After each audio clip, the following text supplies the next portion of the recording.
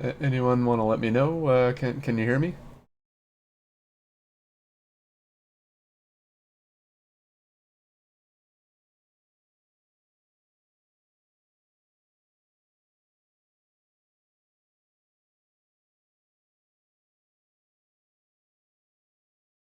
All right, good, good. So what we're gonna do today is something a little different, I think. We're gonna try, well, starting a project from the very get-go. So we're gonna do sort of a simple trailer,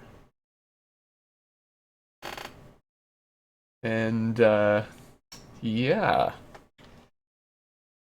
So many moons ago, Fruehauf was sort of the leader in trailer manufacturing in North America, and they had a project, or not a project, a product called the Z-Van. Or I guess for our American friends, that would be the Z-Van, and that was an intermodal trailer. Sort of before containerized freight became a big thing. And that was used for piggyback operations. So somewhere in here, I've got some reference. So I can show you guys what I'm talking about.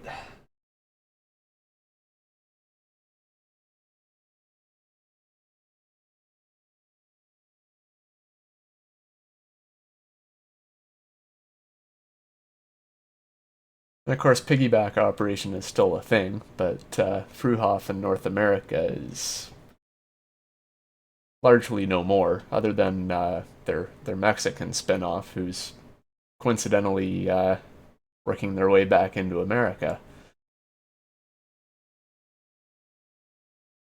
So what I'm going to start today is sort of a mid 80s model of that. I think about 84 would probably be a good ballpark for that. That looks a little more like this. We're gonna do a 45 foot by 96 inch, 8 foot width model. So first things first, I've got sort of a blank Blender file opened up. And what I'm going to do is I'm going to set up the SCS project. So by default, I've got this set to go to sort of my parent base. So that's a base folder that's above all of my projects. And so if I'm importing anything from the game, it'll just automatically go in there and it won't affect any of my projects. So I'm going to find my project folder, which I've already set up. And then there's my actual project base. And then there's also the sibling base to that. So we're going to select that. That's SCR Fruehauf Z-Van.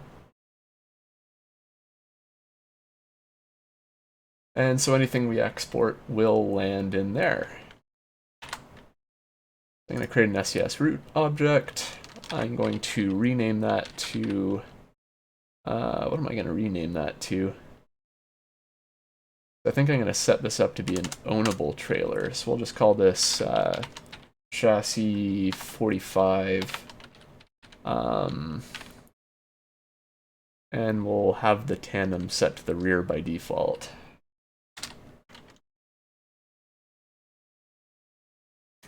And so I'm going to start by blocking out my basic forms. So I'm going to create myself a cube. And I'm going to make that 96 inches wide. I'm going to make that 45 feet long. And I'm going to use other methods to set up the other dimensions on that. So I'm going to apply the scale, or else things will get very messy very fast. Let's see, turn on transparency. I'm going to select the top face. And I'm going to move that up to 13. Whoops. 13.5 feet. So 13 feet 6 inches, which is the overall height for most high cube trailers. And then I'm going to actually cheat a little bit. So I like to reuse a lot of work that I've already done for other projects, just because it doesn't really make sense to duplicate a whole lot of work. Right, I've already put in the effort, so might as well get the benefit of that. So I'm going to steal some wheels from the Timpty Super Seal. And I'm going to paste them into here. And I'm actually going to move those into another collection.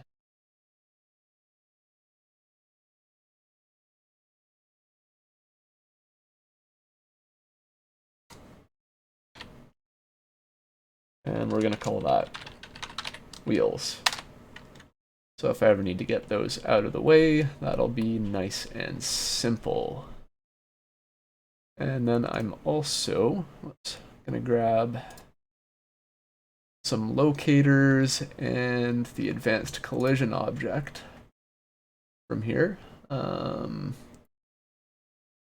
That's named advanced couple. And what else do I want from this?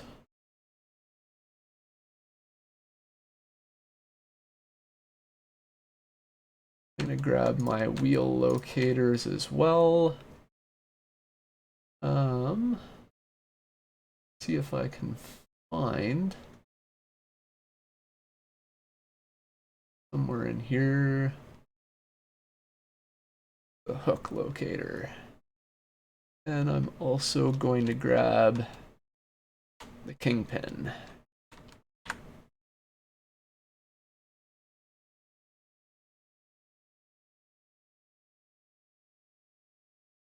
So I'm going to hide the wheel collection. Name this to my main collection. Keep things nice and simple. I'm going to paste those in.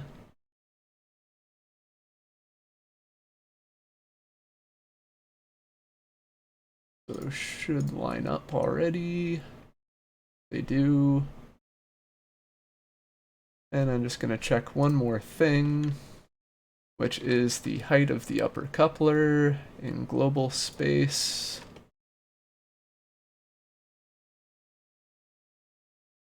Which is that very round number right there.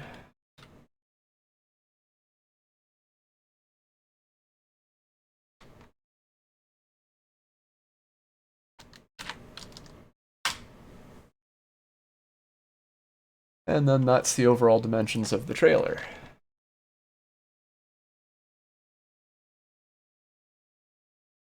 So the next thing I'm going to do, I think that other trailer is also 45 feet and also centered, so most of my other dimensions here should actually be spot on. But I'm just going to check that, because I don't like having to change things later. I'm going to move my 3D cursor there.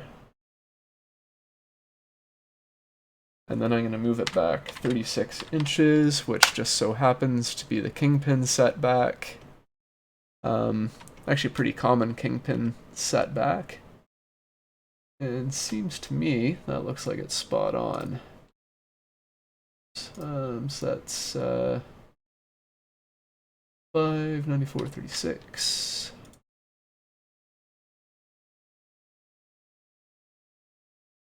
And 594.30. Nope, that's that.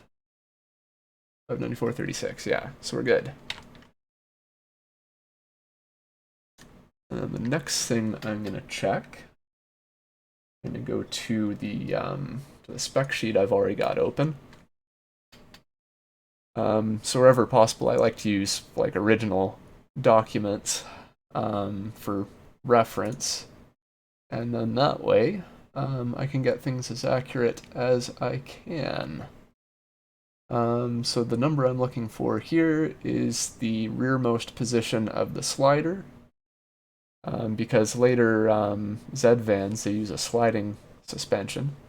So the rearmost position is 58 inches. I'm going to move my 3D cursor back here. Then I'm going to move it up 58 inches.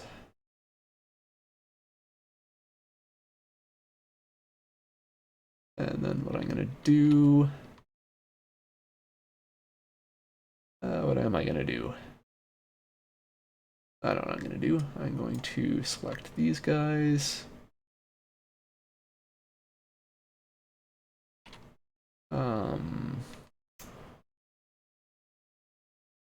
Trying to think of the best way to do this. Okay, so I'm going to copy the position from my 3D cursor because I'm going to have to move it for this next operation. So I'm going to move my cursor to my wheel locators, and I'm going to add an empty object, and I'm going to call this centerline bogey.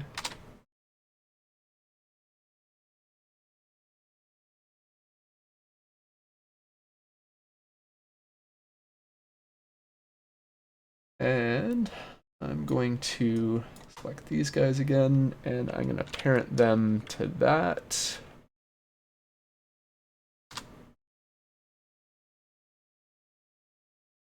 Right, so now when I move that, they're going to move with it. And while I'm thinking of it, I'm also going to grab my wheels, and I'm going to parent them to that as well. And just a note for any beginners in the audience, I only have these wheel models in here for reference, right? They're not actually going to be exported with the trailer itself. So they actually still have SCS root objects in there, just because I was too lazy to get rid of them. So what you can do is in the SCS object properties, you can just untick export inclusion. And then no matter what you do for your export settings, these aren't going to accidentally end up in your project or something. Right, so I'm selecting these. I can't remember whether I parented these already, so for safety's sake.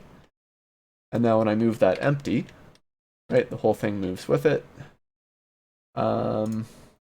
And then I'm going to paste the Y position in here to move them all the way aft. And if memory serves, usually when they're loaded on a flat car for that piggyback operation, they'll be shifted all the way back. Right, so that is that. And I'm just gonna hide that collection again. And then all of the objects I've put in so far, I'm just gonna parent them to the SCS root object. And good practice is usually to specify the export path sooner rather than later so that you don't forget.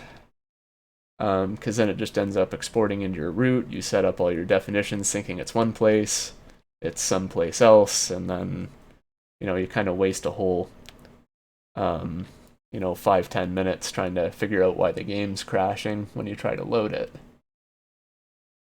Alright, so in our project root, that's going to be vehicle, whoops, no, I wanted that. Vehicle, trailer owned. This will be SCR Fruehauf Z-Van. And this will be chassis. And then we'll separate things out as we go.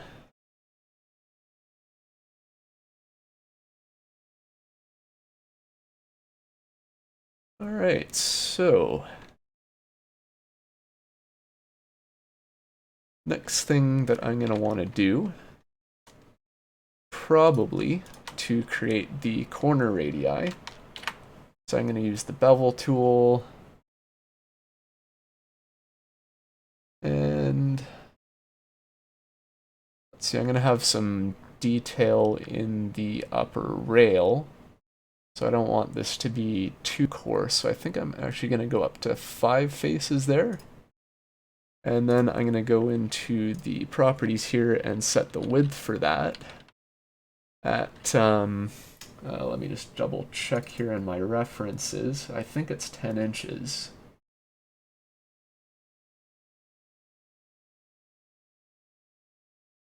And lo and behold, it is. This is actually coming out of a Trailmobile parts catalog.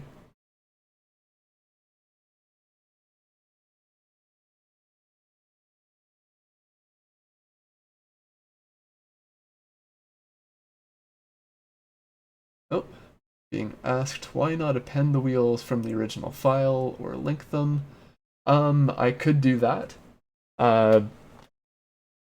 Personally, I find copying and pasting is a little faster than appending, and linking, it kind of comes with its own host of problems.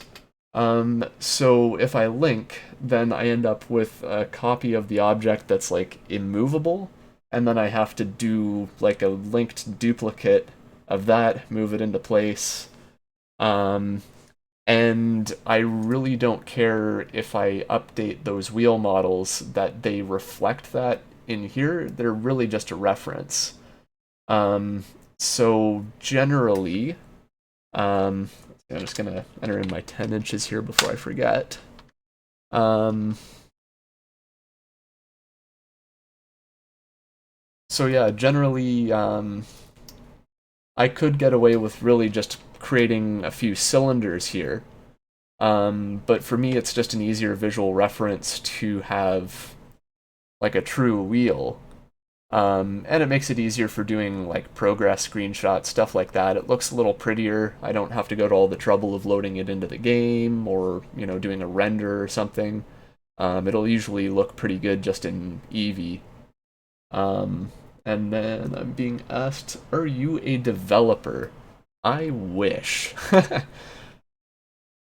No, just a lowly hobbyist. However, if you know anyone who's hiring,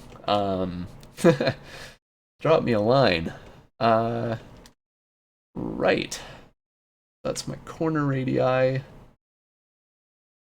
So what am I gonna do next? Next thing, I'm going to grab this edge loop here. I'm gonna duplicate it. I'm gonna separate it out. And so what this is this is just the edge from the top. And I'm gonna show you what I'm gonna use that for. So, trying to remember curves, that'll be Alt-C? Yeah. I'm gonna make a curve from that. So you can see now it's got the fancy little chevrons of curvitude.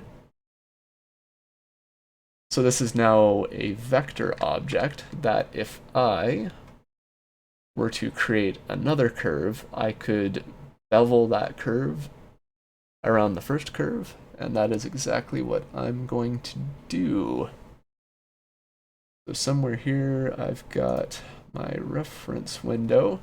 So here I've got a profile of the upper rail on this trailer, also from that Trailmobile catalog. And so I'm going to add that in as a reference image. So I'm going to Shift A, empty image. That's going to land somewhere down there. And then I'm going to find my folder, reference, top rail, and then I'm going to reorient this. That way, and then 180.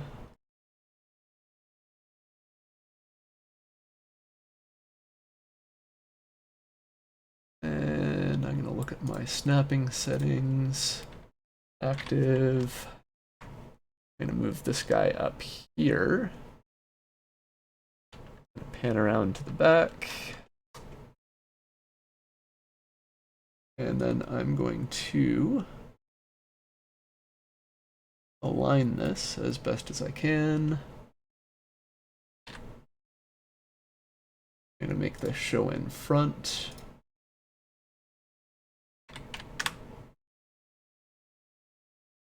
And make it transparent. And then it's just a little easier to finagle it into place. Kind of like where that's sitting in X. And then in Y, which is actually Z, I'm going to set it down here.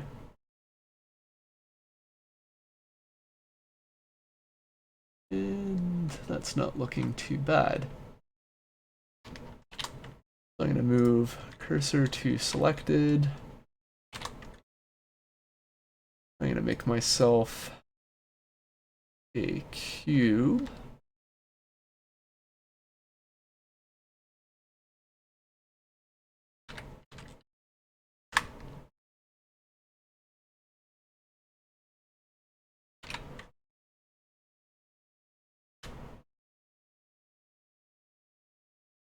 And then I'm going to move this down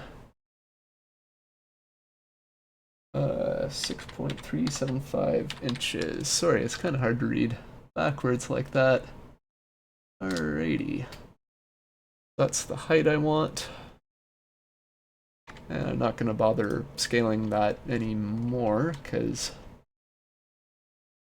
I just need the one dimension there. That's already scaling about the 3D cursor. And so I'm just gonna attempt to sort of split the pixel there. Yeah, so now I've got a reference image that is scaled more or less to size. I can get rid of this helper object that served its purpose.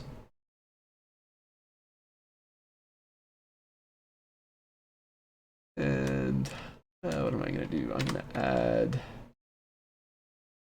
plane here.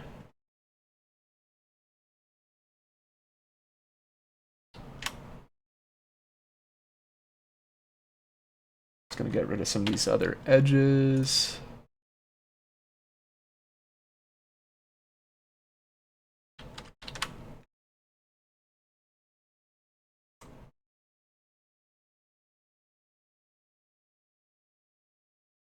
And what are we going to do? Move that back to an orthogonal view. Oop.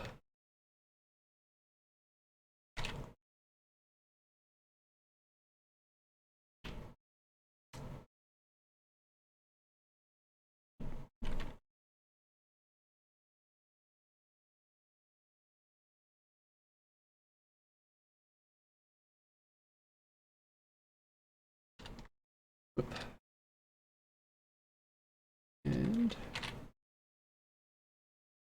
I'm going to kind of simplify the shape a little bit, or else we're going to end up with an absolute nightmare of a polybomb. I'm going to make this section just a little bit taller.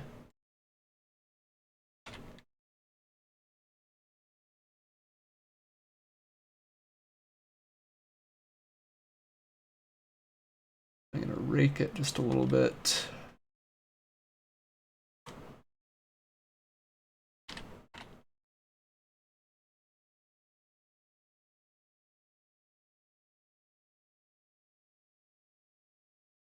And I think we're going to get adventurous on this. Usually I would just cut like 90 degrees into that corner and forget about the wire channel there. But I'm feeling saucy today, so we're gonna see if we can actually capture that detail. So I'm gonna use normal maps later on to sort of capture, you know, some semblance of that cavity, that radius.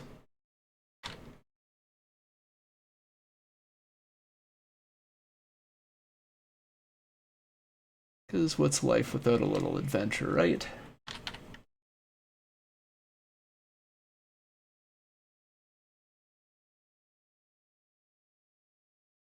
Just gonna make sure that lines up exactly with the edge.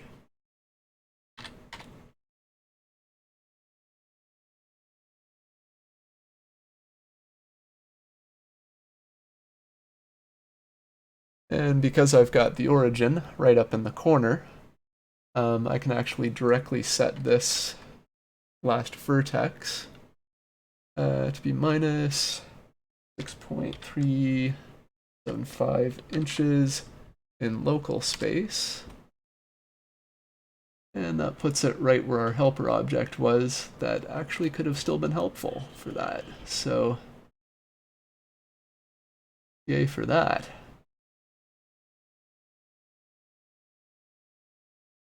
Right, so that's looking like a profile.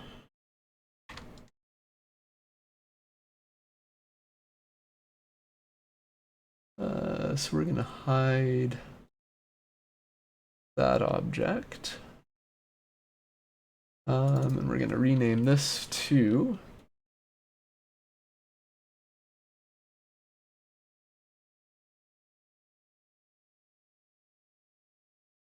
any chance of you hitting Control Spacebar? Some chance. Not sure what that's gonna do. Doesn't look like anything. If that's a Blender 2.8 thing, I think I just migrated all of the 2.79 settings, so there's a good chance I may have like accidentally overwritten it or something.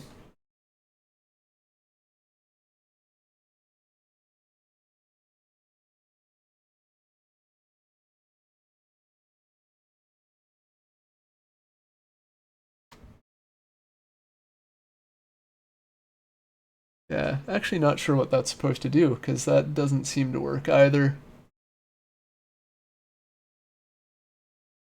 At any rate, what are we going to name this? This is going to be curve top rail profile. Because naming things is important. By the end of a project, you can have like hundreds of different objects in here, and trying to find them again can be kind of taxing.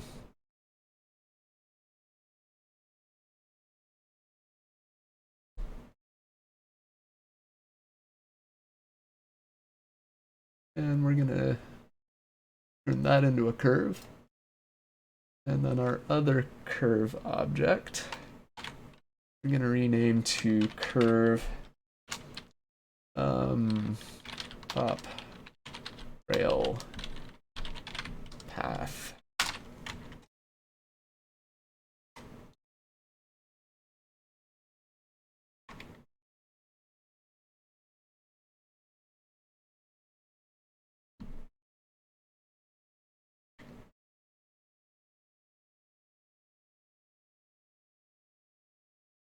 And one thing I'm going to want to do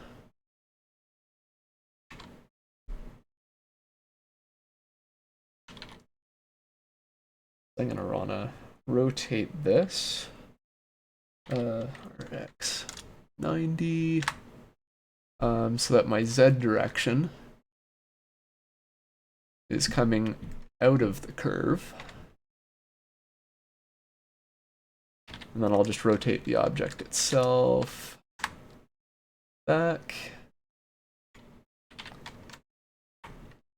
here. I'm just going to hide the, we'll rename that too. That's going to be body for now. And in our curve properties, we'll go to geometry, bevel object. And I've actually goofed slightly. Always a good time. Curves are magic.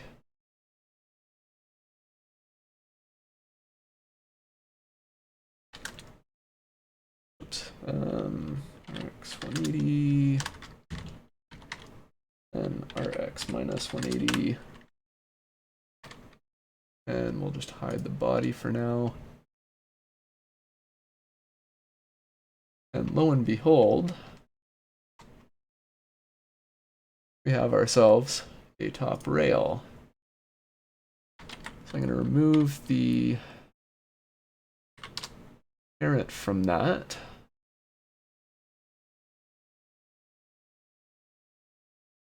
I'm going to duplicate it. And I'm going to turn that into a mesh object. And we're just going to call this top rail.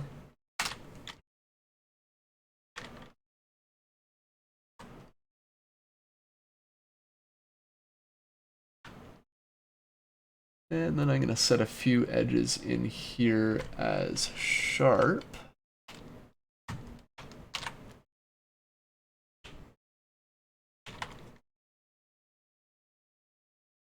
And then I'm just going to smooth and apply weighted normals to that using Yavni, yet another vertex normals editor. I know 2.8 has its own weighted normals, but I've been using Yavni for so long that it's just kind of second nature at this point. Alright, so I'm happy with that. We're going to parent that into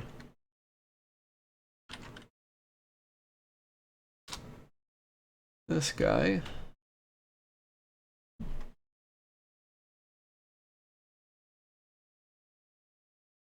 Nope, except I parented the wrong one. I'm just going to move that to a new collection. Whoops. I'm going to call tools. Funny things that I'm using. Whoop.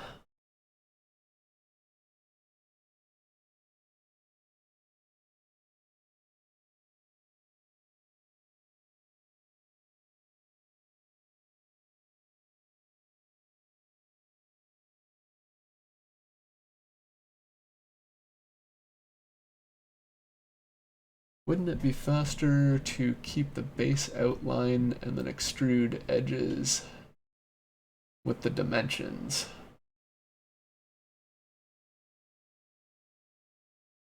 Not quite sure what you mean.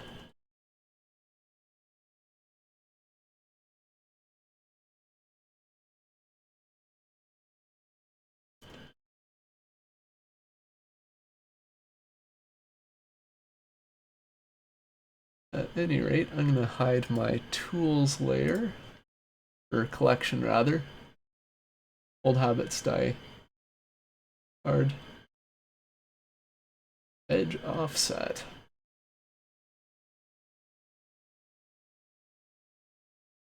Still not sure what you mean. Maybe talk to me on Discord afterwards and we'll look into that.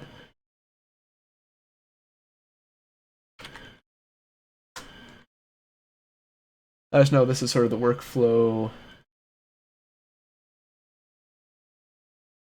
that I've been using for a while.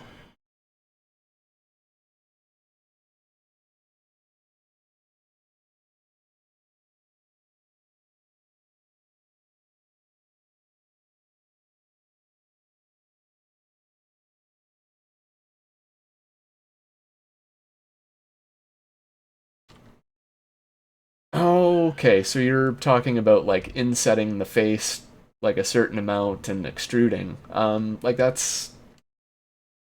I think that's more or less what that's getting at, right? Like in this case, this was more convenient to directly use the like the reference image that I have, right? Because I can just sort of draw my profile over there.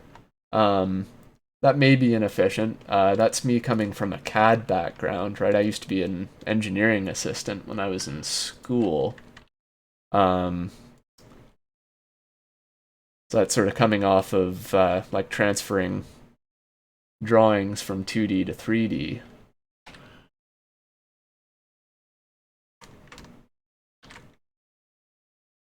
So we're just going to fill in the roof.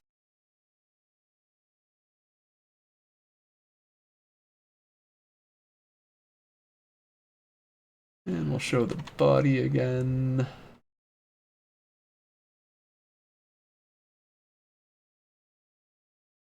I think like ultimately that object I might not even really keep.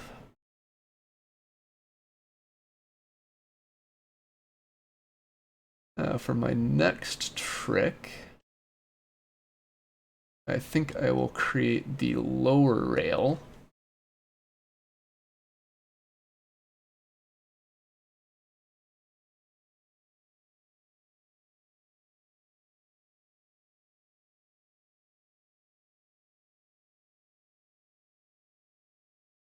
Oh yeah, SolidWorks.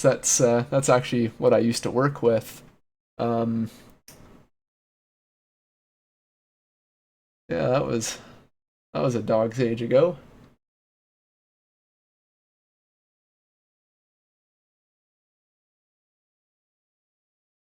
And yeah, absolutely.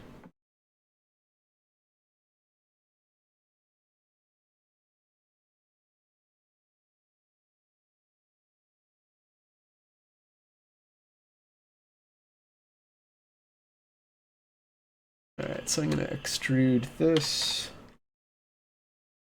down there. And then going back to my references, the B dimension on that radius panel is 13 inches. There will be an inch overlap with the panel. I'm going to make a cut 12 inches back. So I'm going to separate the walls. I think it's safe to say I'm not keeping this body object, so I'm going to unparent that and then move that to another collection. I call that back as a shortcut for backup. Just hide that so it's out of the way. This is here. Smooth. And then probably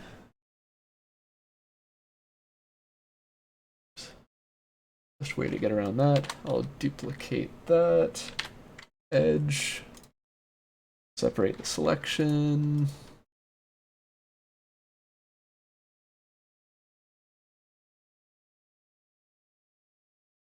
Then we'll move that back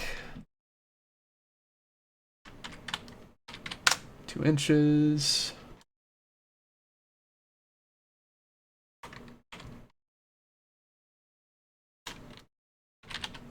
Oops. And we'll do knife project and cut through. That's a simple enough one, I don't need to keep it. And so what we've done there is we've just created an extra edge where the first body panel will be. So when we're texturing this and adding like normal map details, repeating details, tiling things, then we already have that edge there to make a seam.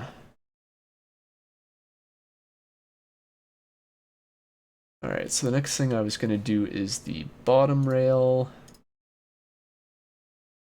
which looks something like this. I don't think I really need to import that yet when I'm making the high poly detail for that. You know what? We'll get it. We'll get it in place anyways. So you see, we're keeping this reference image here for the. We'll name that ref top rail.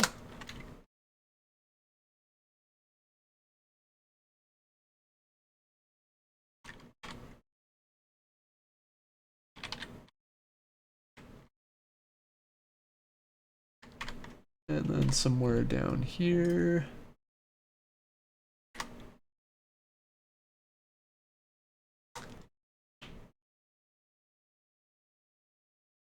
Reference image.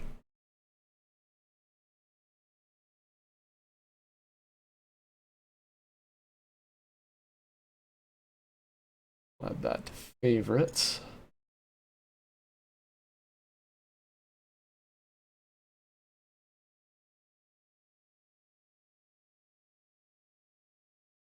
And one thing I don't like about 2.8 is it's got this nasty habit of aligning new objects to the view, which I'm sure is great in some instances, like video production or something, but really annoying when you're trying to do hard surface stuff like this. Alright, so that's oriented that away.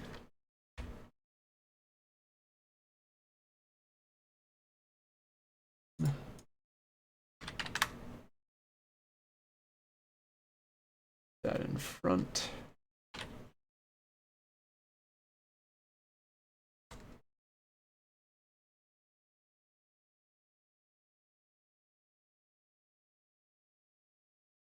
Oh, and look at that, we have a Jeff in the chat. Good day, Jeff. How are you, good sir?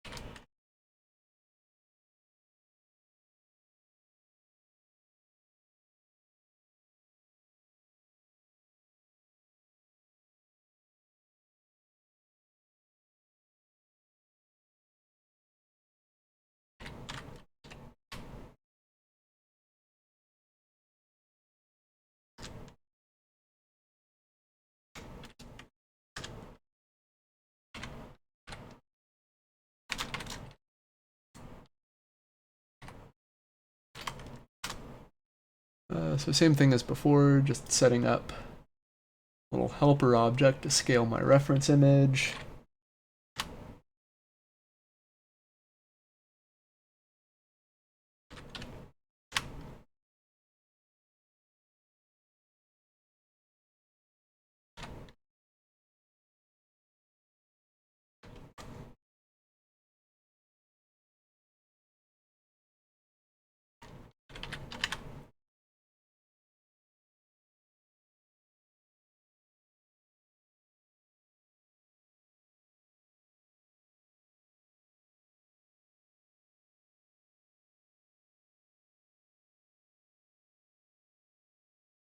I'm just gonna find my other reference images here somewhere.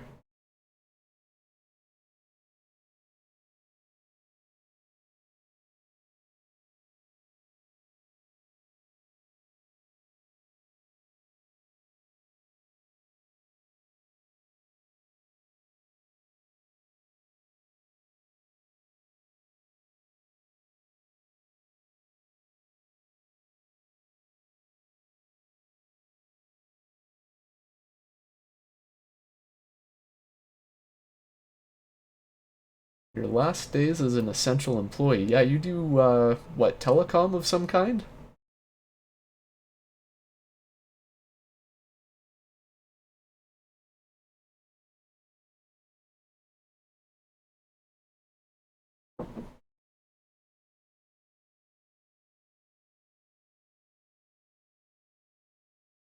Alright guys, what I'm checking here is just, oh, the cable guy.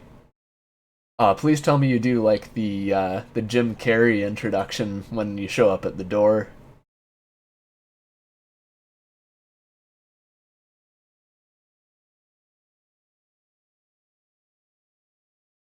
Or is that like frowned upon?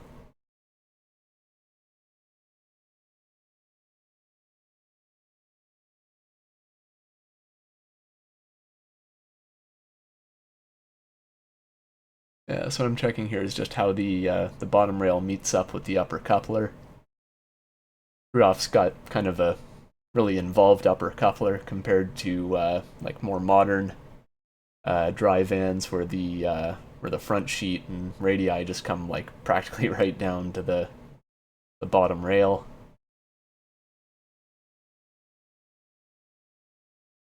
Never seen the movie. Yeah, neither have I actually. I've just seen clips.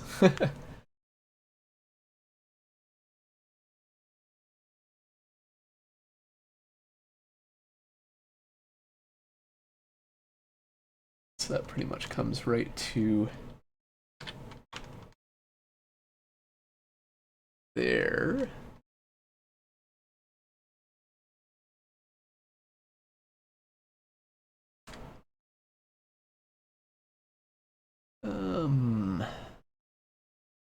Right, and then I still have to scale this guy.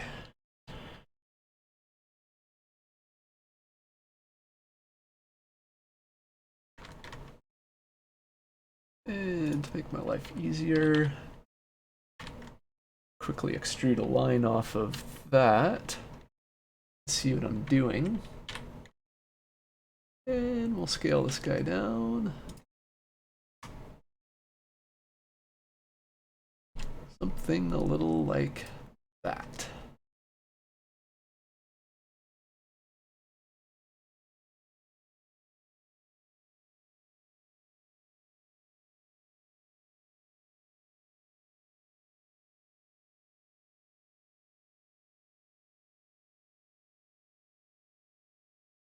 Then fun part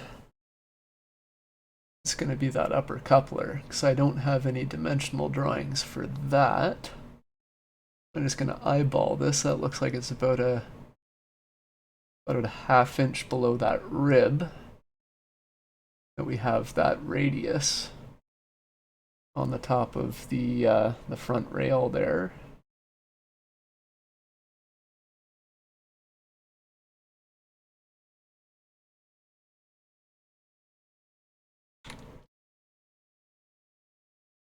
So we're just going to get rid of those faces for now. So that reference image is actually going to come in handy yet.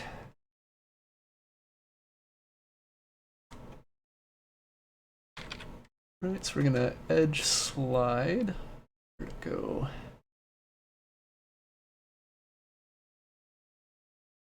And I'm going to say it actually lines up this feature here. Yeah, so we'll just do something a little that.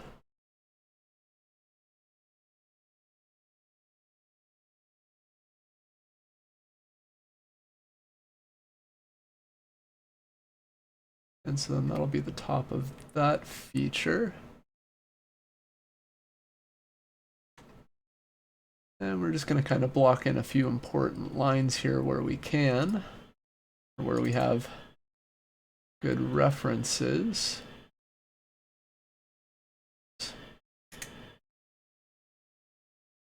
So the A dimension on that panel is 40 inches.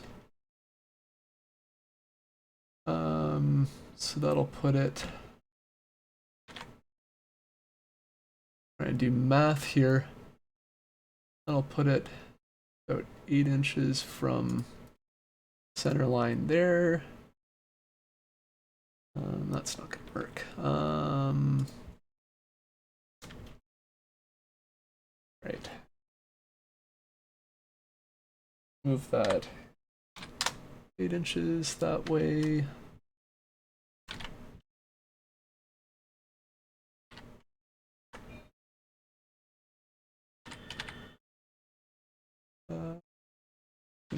inches there.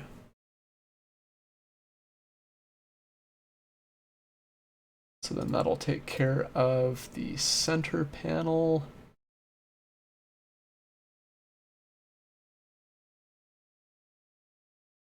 Odds are we may even take that back out later on.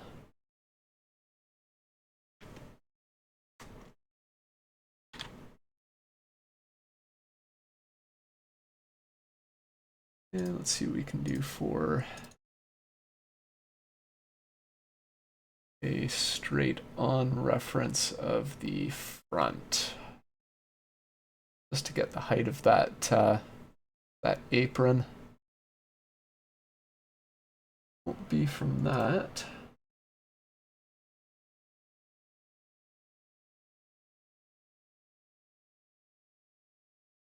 This guy might do it. I'm finally hitting the point where things don't need to be super accurate. At some point, they just need to get done. Let's see, that'll be in reference, this guy.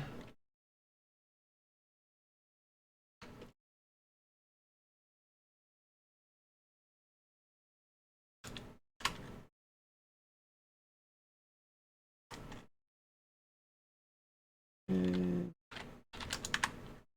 so that to the middle. And we'll see what we can't line up off of here.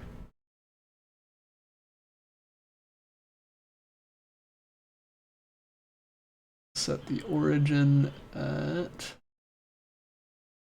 bottom edge, give or take.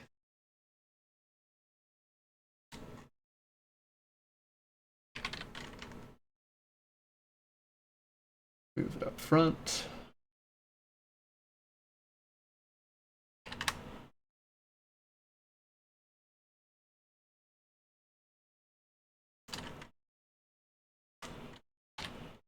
Oops.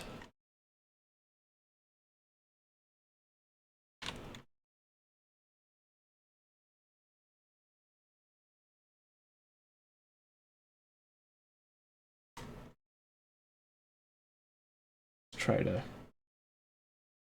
eyeball this a little bit.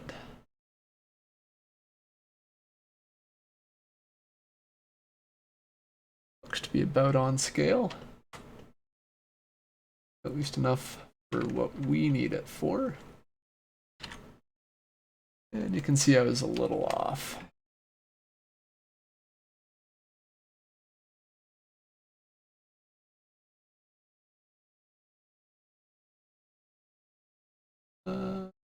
That looks good.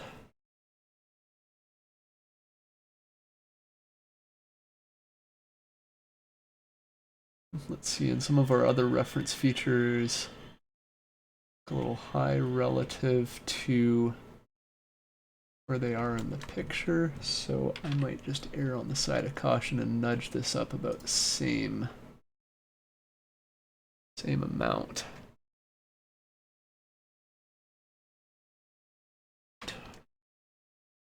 Let's go through, rename some of our references here, so that'll be ref bottom rail. We'll just call this ref apron.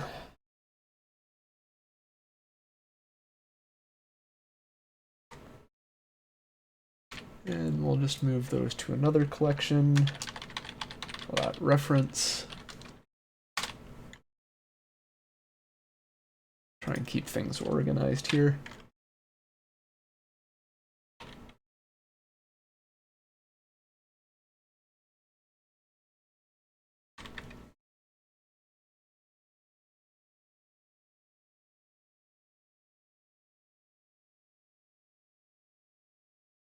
I'm gonna say that top feature there looks like about 4 inches.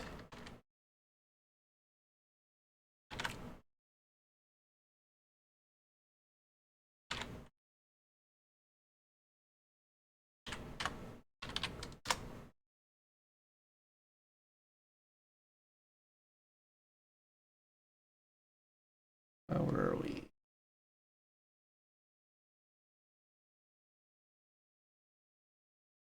The edges of these are coming about, I'm going to say, an inch onto the flat.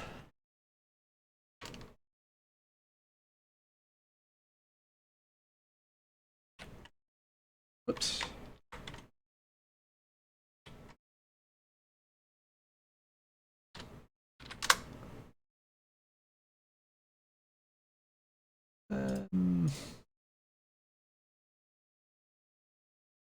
Maybe another ½ inch onto the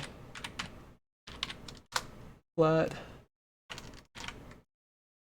I'll do the same over here. Plus 1/2 inches.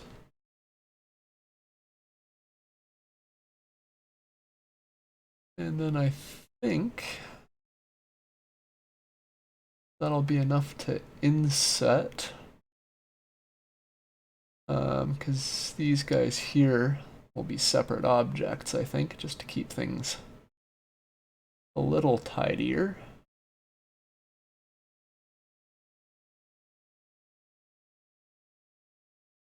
Yeah, I think that's how we'll approach that. So we'll grab these.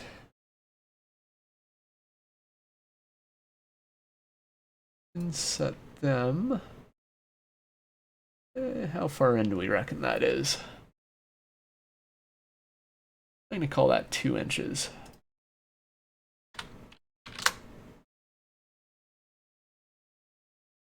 Eh, 2.5.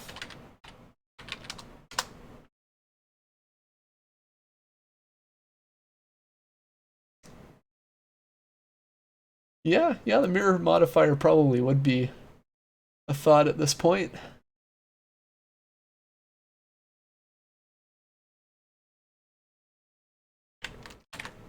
So easy way to transition to that. Let's see. Our cursor to center. This should be entirely centered already, but always a good practice just to scale at 0 in X.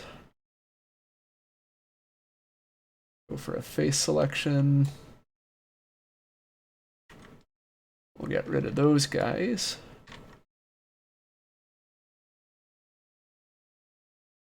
And while I'm thinking of it, generally always want edge splits just because of the way that SCS tools work. And then we'll add mirror.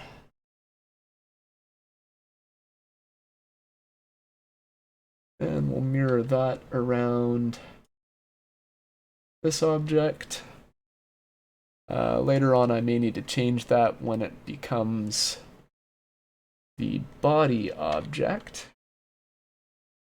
Where are we? Tools. Add some smoothing there.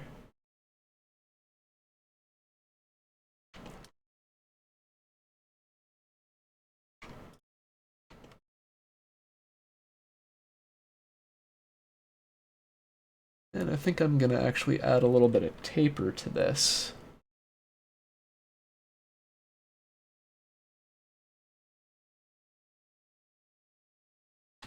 I'll bring that up 1/4 inch.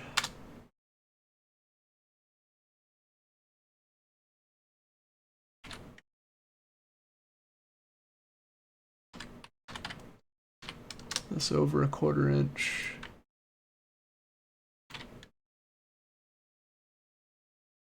And then this down 1/4 inch.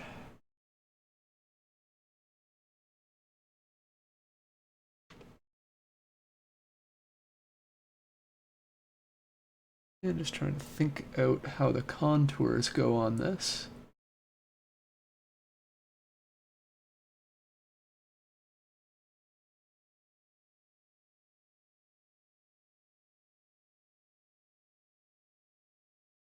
Yeah. Gonna do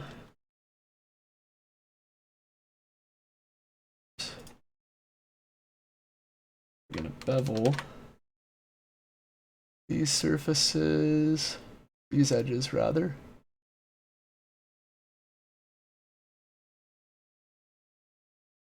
About that much.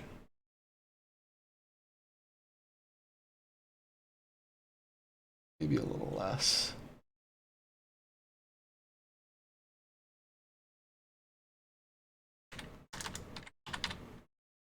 Got a nice round memorable number.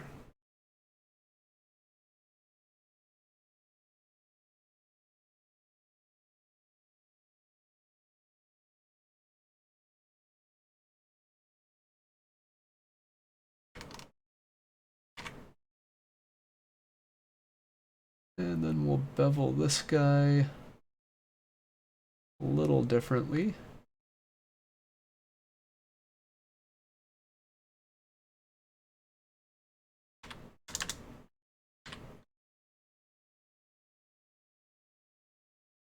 About half as much.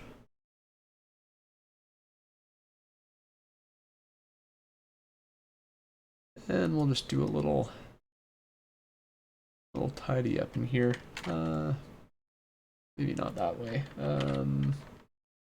That over, that there.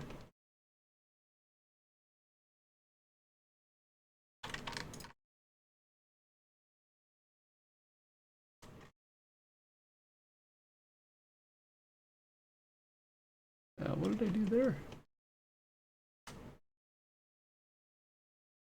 Don't mind me, just having a senior moment.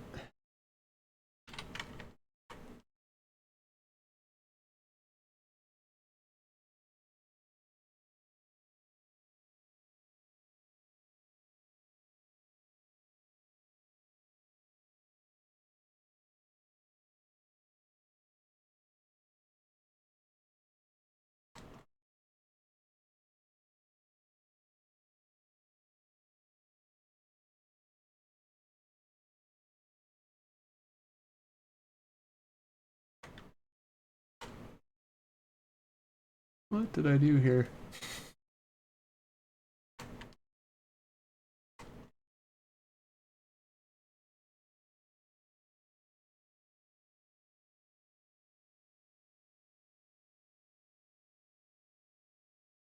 Oh, okay, this is gonna here, this is gonna go here, was it? No. Right, this is going here.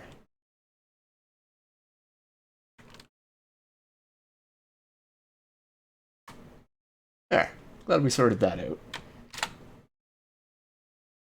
Distance.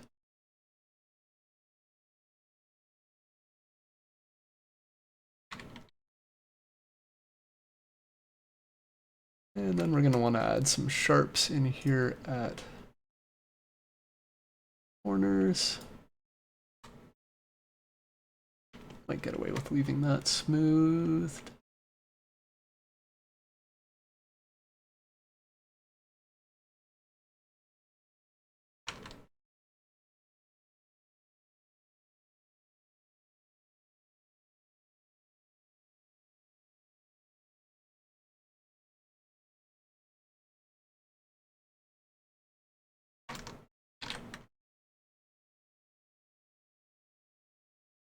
And how does that look? We'll almost take it.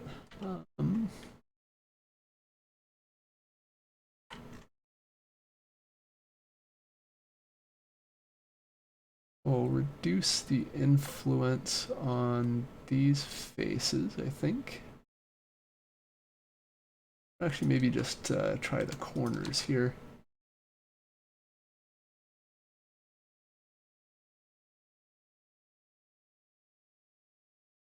Nah, it doesn't like me today. Alright, so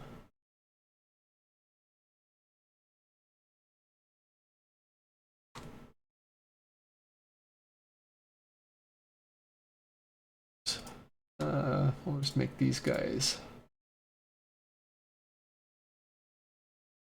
wrong.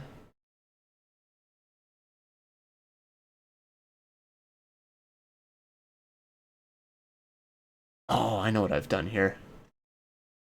I know what I've done.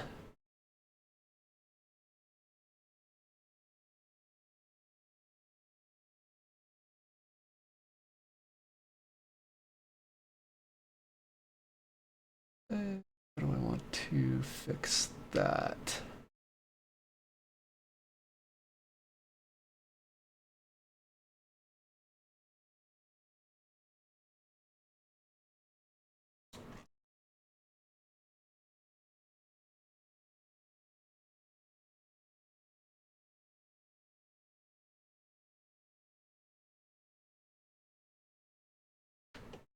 And we'll just make this a little funkier. Not quite what I had in mind, but that should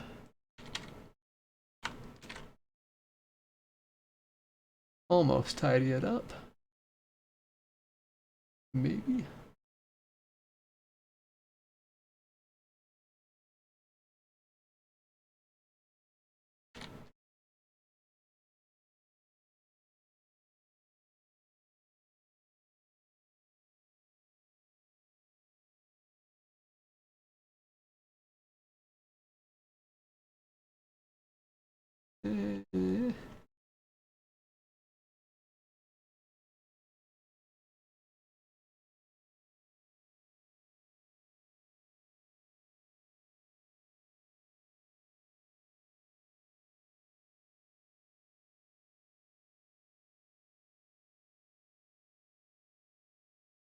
Yeah, sometimes the normals weighting doesn't always work. You expect it to.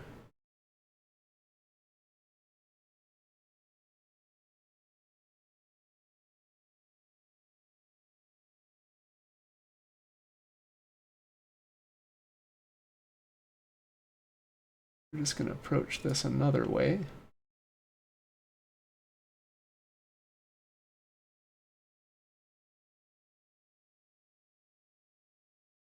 No, it still doesn't like that.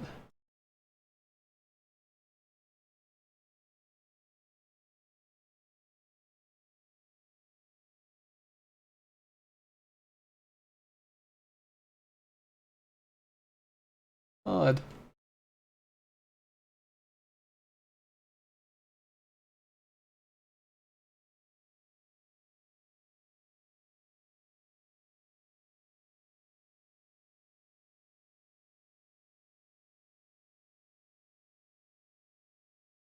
Evidently, I have missed something in here.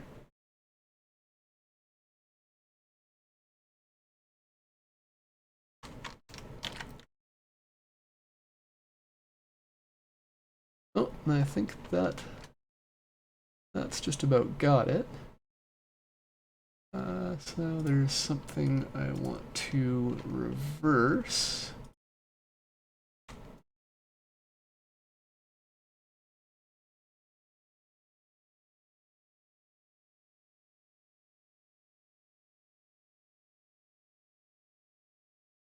Set these to medium weighting as well.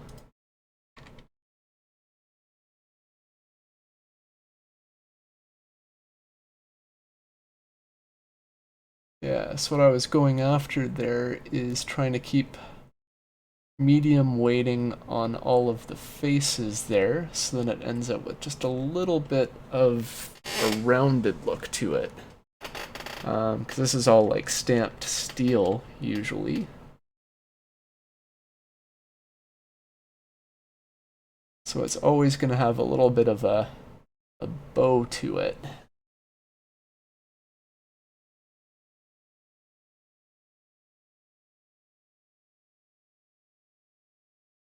And bring that reference back in.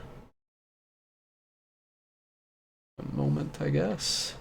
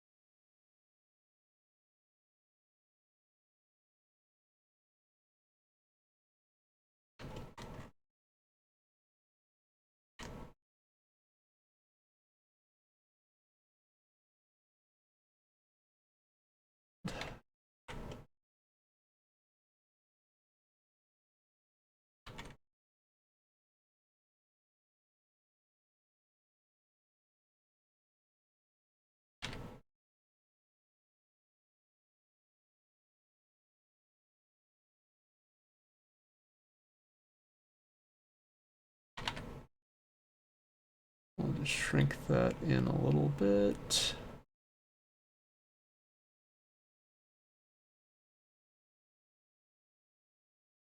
Width looks good enough for me there, so we're going to hide that image again. These edges up.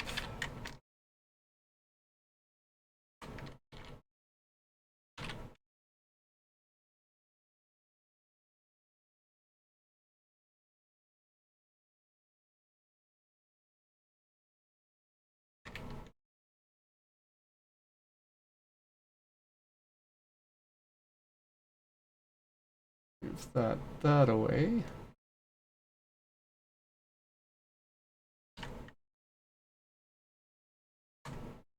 We're going to try and eyeball this into place. More like that. Looks like it's about 2 inches over from that guy there. Although this isn't going to be completely accurate because this is a 102 width trailer and we're doing 96. Yeah. But 102 is 6 inches wider, and this is supposed to line up with the frame more or less.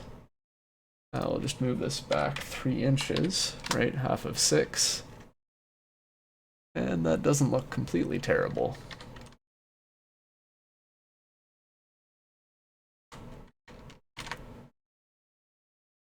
Right, so we'll bevel that.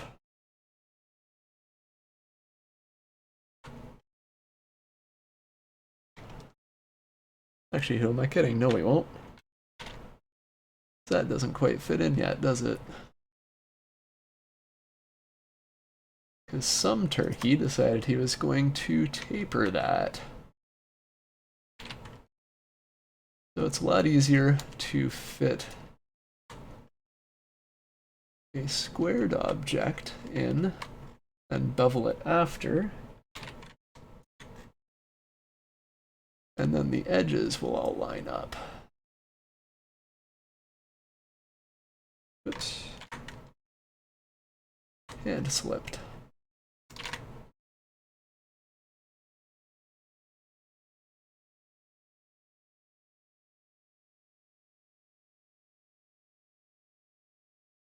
And of course, if anyone has any questions, feel free to shoot them out.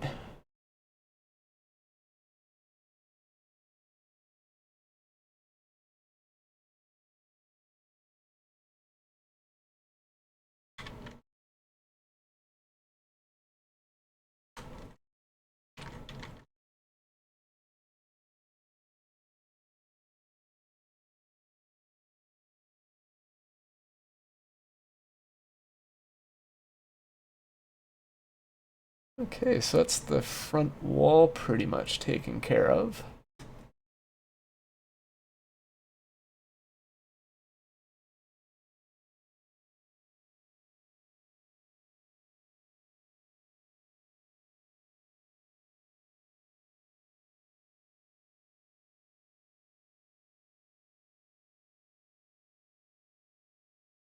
We'll choose our next victim here.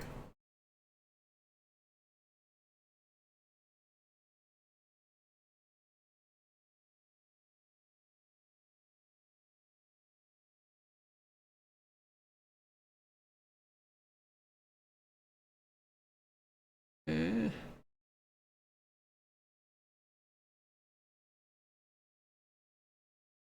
I suppose we could do cross members.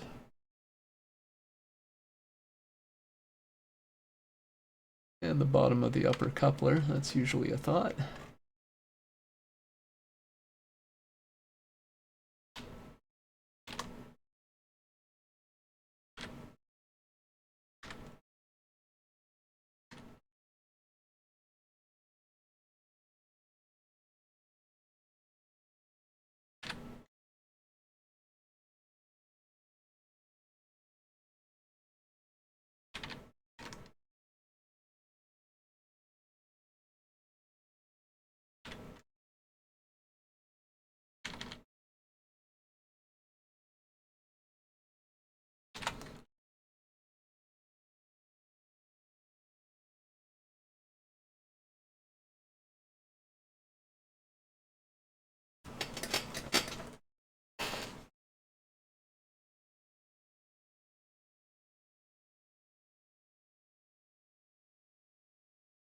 And to see if I can find a good reference for how far back the upper coupler comes.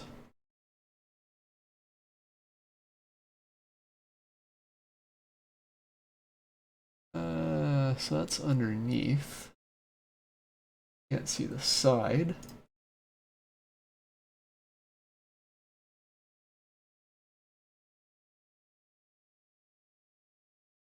Close that out.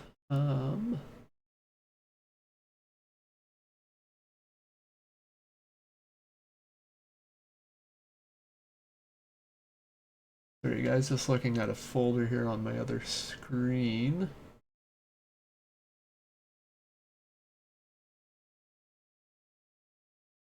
Doesn't quite do it either, does it?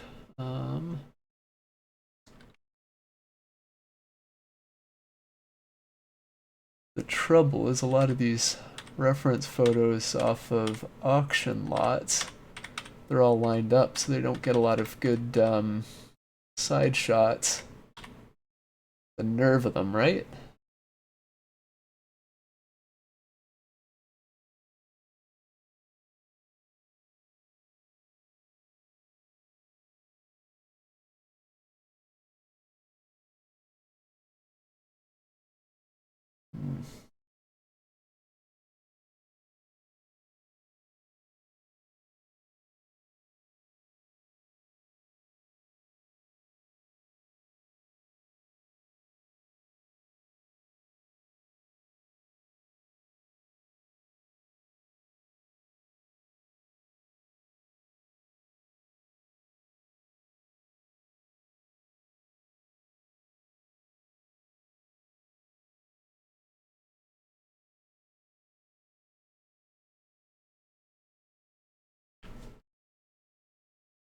Okay, so I think that's just coming back 24 inches off the kingpin center line.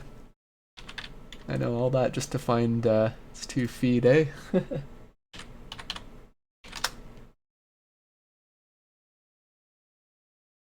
That's looking about right. And I'm gonna subdivide this. And one thing I looked up earlier is that they've also got like an anti high hitching plate, which extends like another 2 cross members back.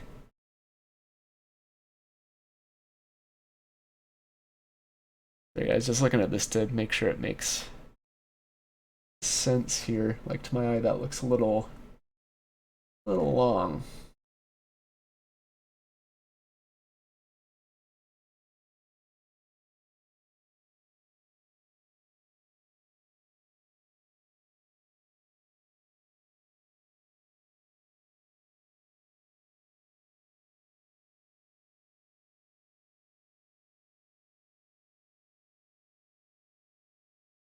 Yeah.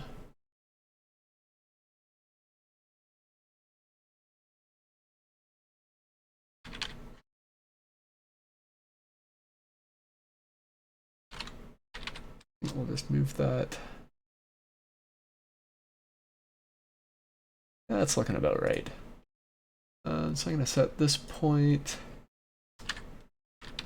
18 inches because I already know that this extra plate is 36 inches wide. Which I think it is. We can double check that.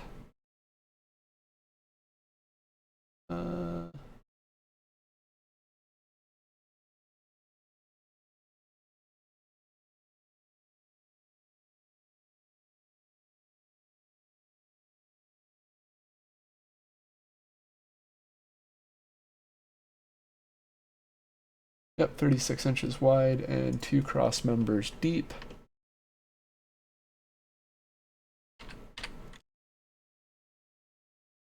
Which will be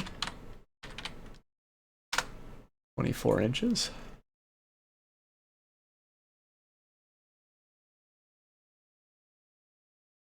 Right, and this isn't a good reference photo for that because it's actually snapped off there.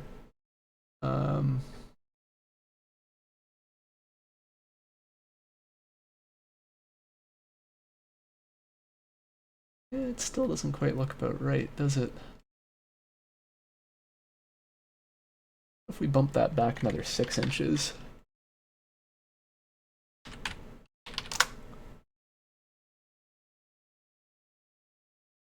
A little too much.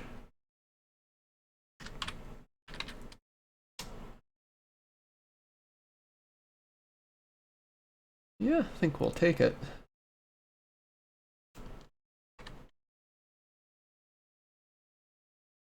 So that basically gives us a good reference for where the cross-member center lines will be. Because we know that this anti-hook plate is going to end on the center line of the second cross-member back from the upper coupler.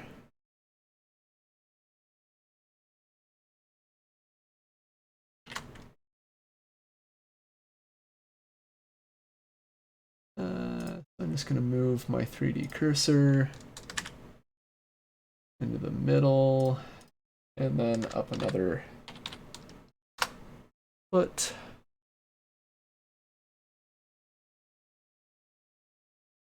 Go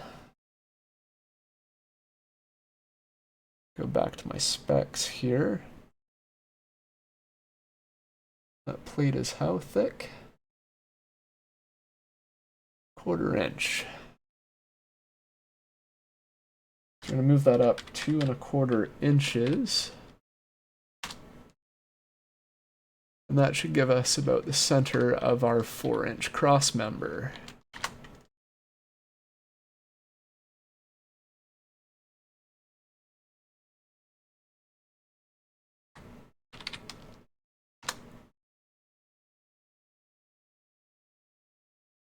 Be 4 inches. That's 2 inches wide, thereabouts.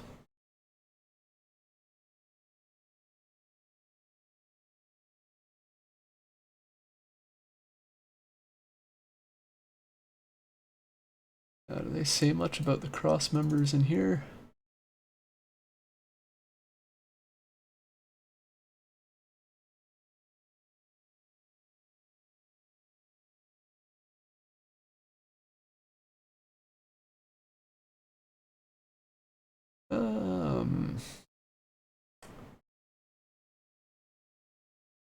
They do not, other than centers.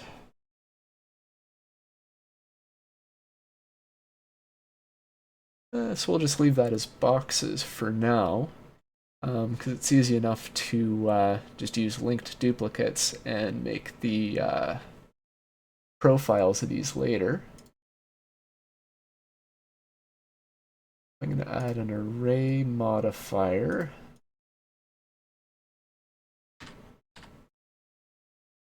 Oops. Over the supports, that's 12 inches.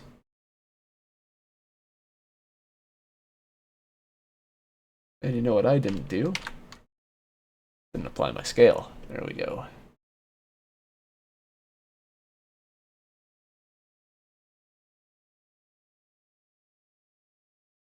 And so we're going to try eyeball. I don't think that's the right picture for it. I'm going to try to see how far back the supports are.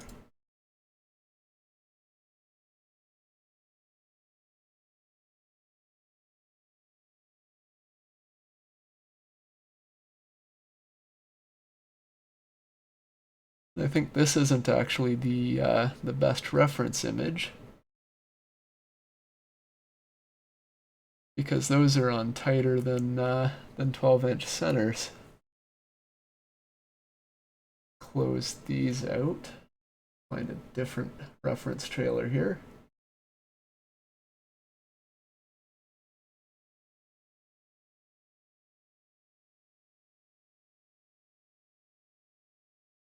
All right, so there's my anti-hook plate.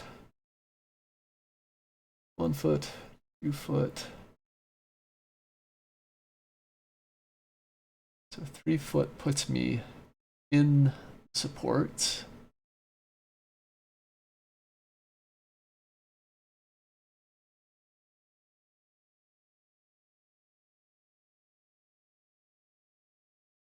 If I can see this any better here, I cannot.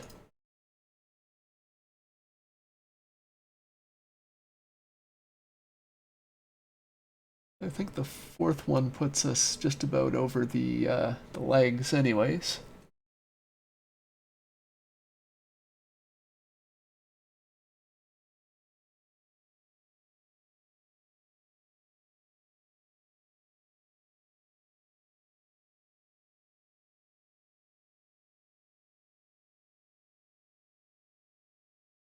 Fifth and sixth takes us to the end of the legs.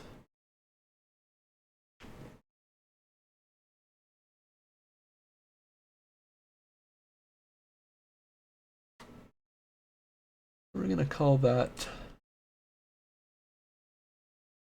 good there, so we know over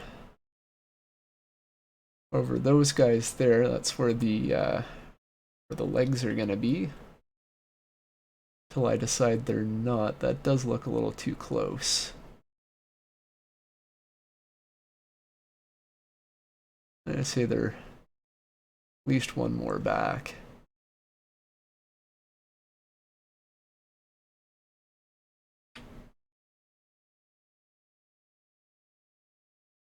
So it's going to be 6 feet, 7 feet. And then from there on, it becomes 15-inch centers.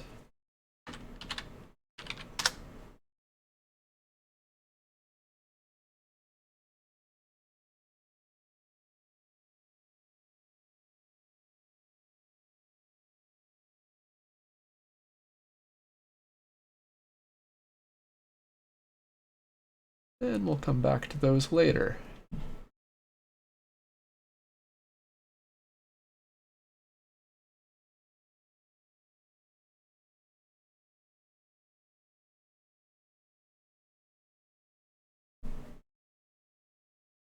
Alright, so if the landing gear is going to be centered there, I want to come back 1 foot, 2 foot, 3 foot, 4.5 feet.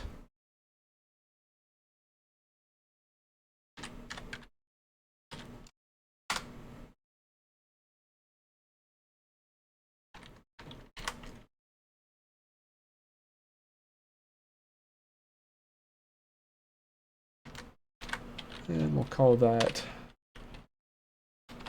LG center. Whoops. One of these days I will learn to type.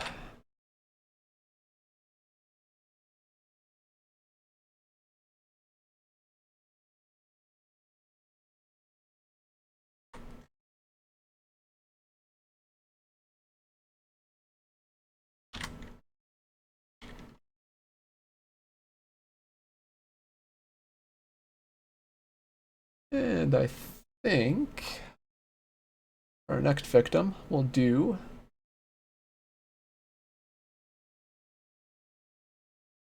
landing gear supports.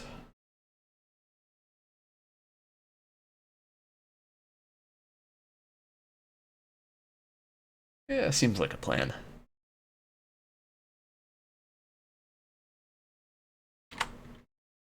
Alright, so I'm going to add image.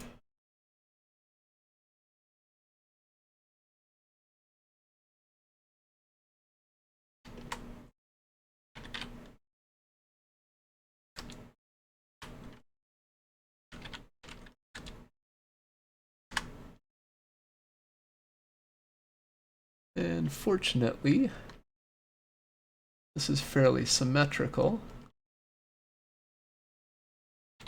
so I don't have to worry about which way I'm looking at this from. So what am I going to add? I'm going to add a cube. Like that, 47 inches.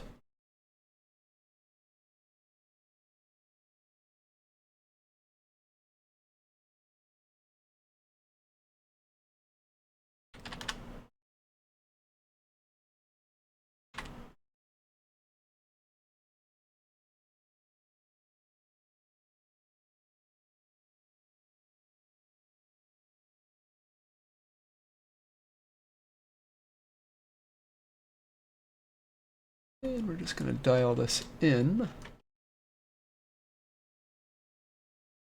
on that line.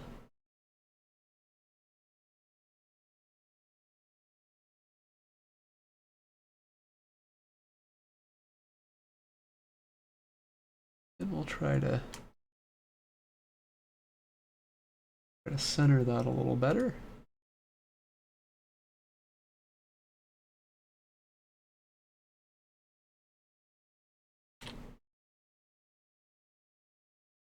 Not the end of the world if it's not perfect, because we're just sort of using this as a little bit of a visual reference. But we'll be using actual dimensions wherever we can. Bring that down to our origin.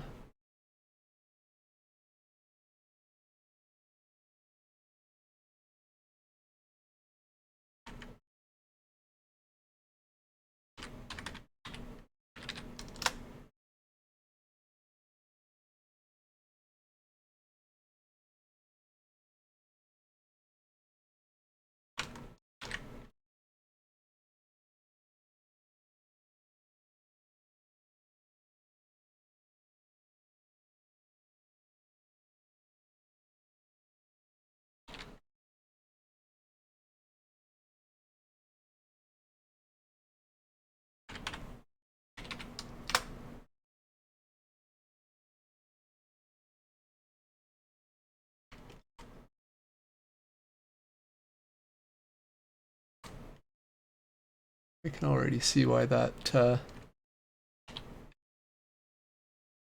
reference image is just that, a reference image. That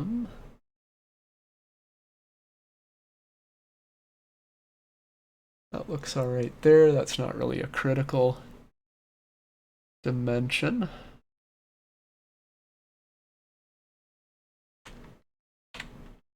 We'll get rid of some faces there, some faces there. But all we have left is this guy. Flip the normals. And then the whole thing is 2 inches wide. And Fruehauf's a little bit interesting in this regard because the flanges actually face towards the outside.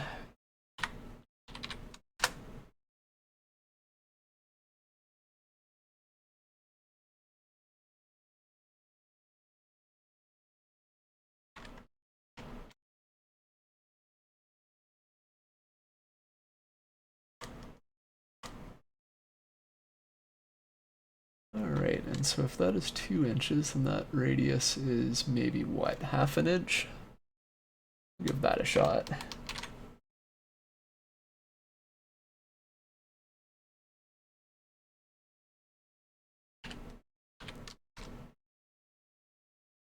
And it's looking a little too wide. So we'll call that 1/4 of an inch. I like that a little better, don't you?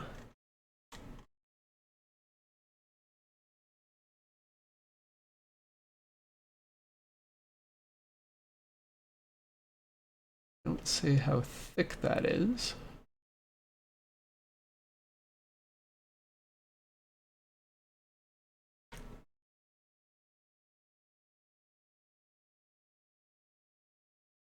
We'll solidify this and say, I'm gonna say it's somewhere between 3/16 and 1/4 inch. 1/4 is probably gonna look better.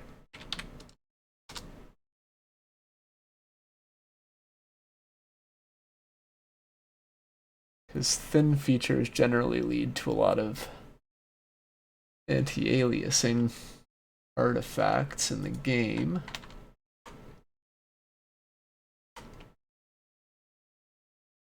And we're just gonna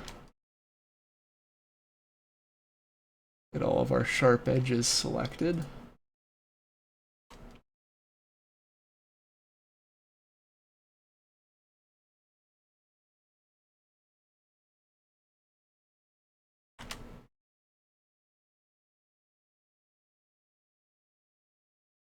That's all of them.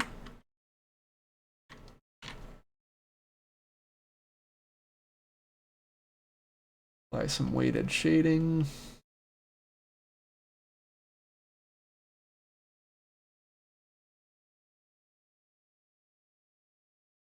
And while we're in here, I think I'll mark some seams too for when we unwrap this.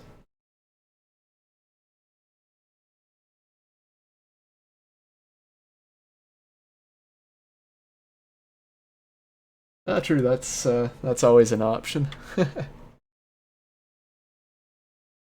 Sometimes my clicking fingers just need exercise, you know? Right, so I was going to do kleine seam selecting.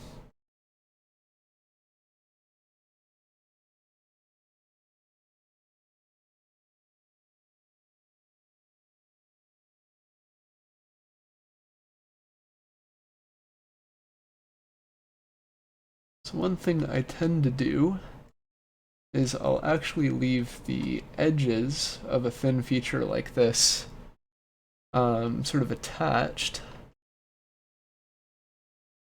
to, I guess, what you'd consider like the back or like shaded face, like whatever's back against other details that you're not seeing the front of so much. Saves me a little bit of work doing UV layouts, and by leaving it attached to the back face, if there's any kind of artifacts over the edge, they're not as visible. Right, because if I leave these edges attached to the side you're going to see, right, if there's any kind of aliasing along that edge when I bake the ambient occlusion, right, you're going to see that more prominently. So it's just a way to save a bit of UV space and not have it be completely apparent. You know, more cheating.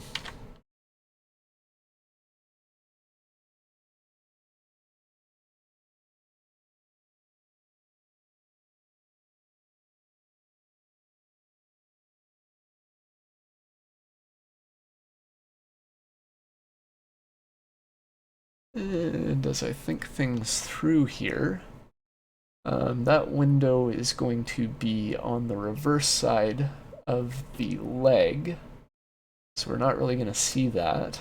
We're going to have bolts covering, or bolt heads rather, covering all of these holes, so we won't need to put them in.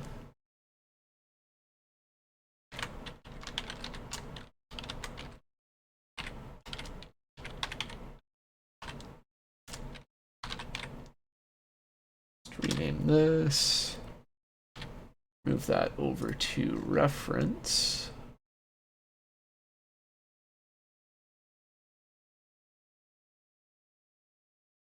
And we'll figure out how far apart that should be later, but we'll add the edge split and the mirror modifier here while we're at it.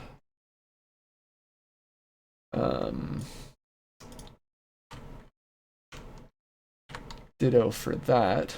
So this is an add-on that I like for Blender. Copy attributes. It's built in, and it just sort of expands when you hit Control C.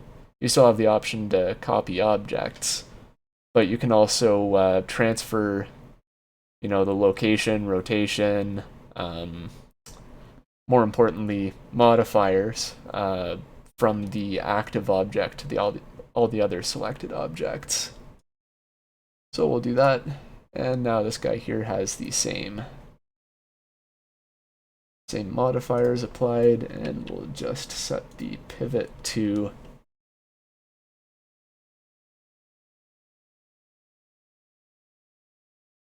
our SCS object, and still have that there from earlier. Oops.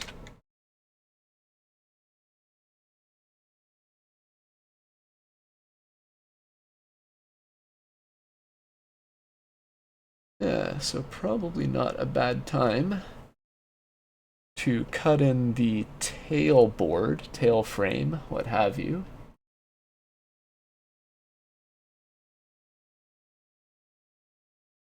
And that's actually something I don't think I looked up already, so we're just gonna have a little sojourn through our reference images.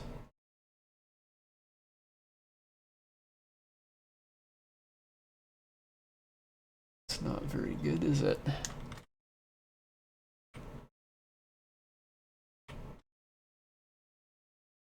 So our princess is not in that castle.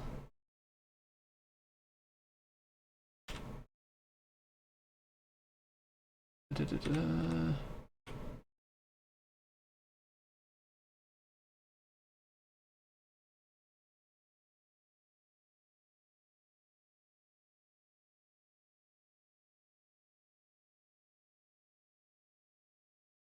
And this is one feature that we will probably have to eyeball.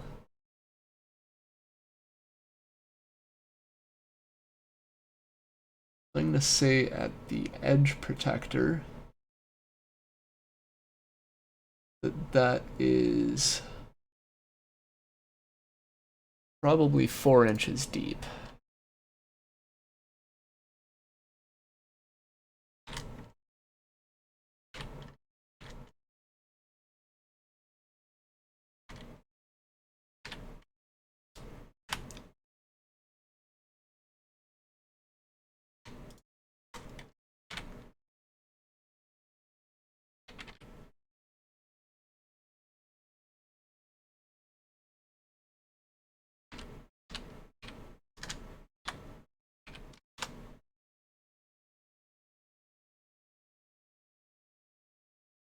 Makes sense. Maybe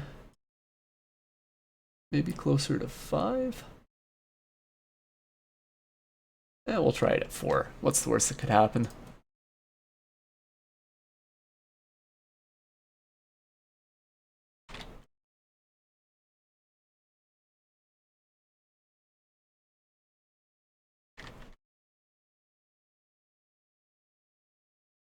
So what we're gonna do, we're gonna line up our view.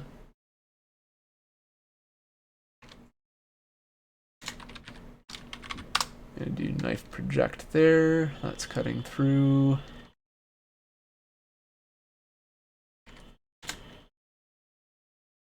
And there.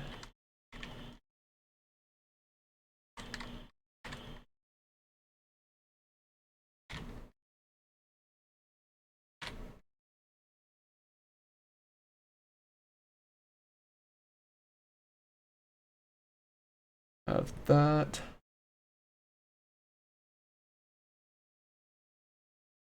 And just sort of see if I have a good image here of how the top rail meets the tail frame.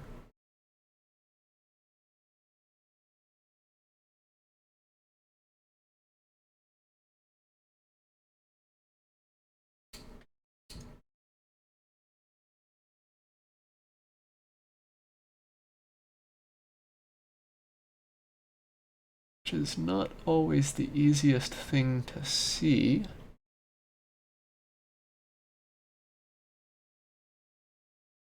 And not always something you can find good reference images of. Of course, if I can't find reference images of it, probably no one else can, and so if I fudge it, no one will know. You and I. So that's our little secret. We're gonna play this fast and loose.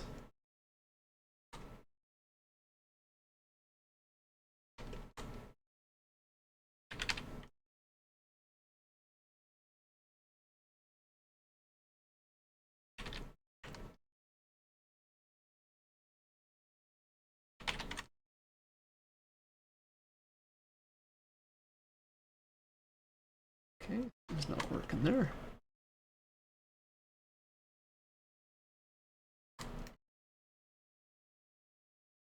That's better.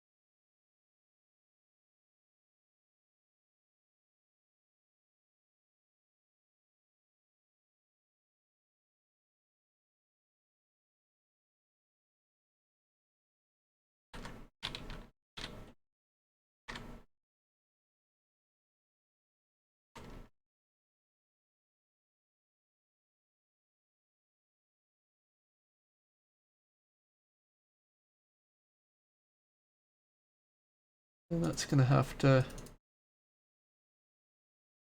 jog forward to accept the hinge butt.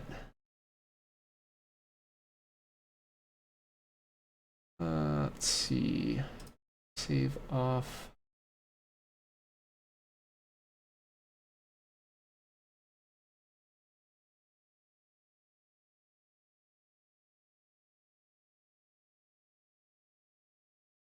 All right, so we'll say that's probably 1.5 inches that it's going to come in.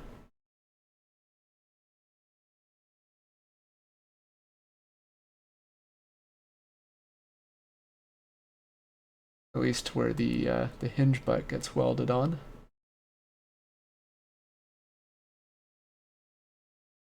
But I think it's better to deal with that later.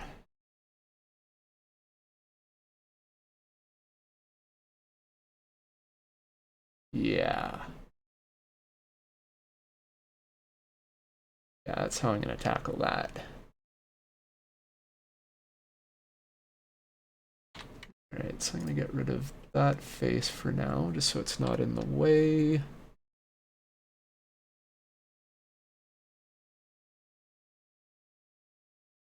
Inset this about that much.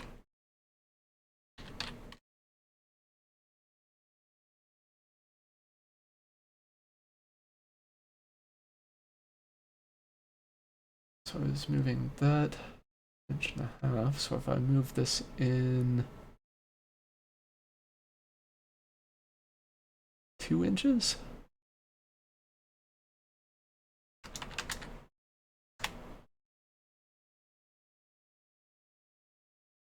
that doesn't look half bad. It looks all bad. Any Muppets fans with us?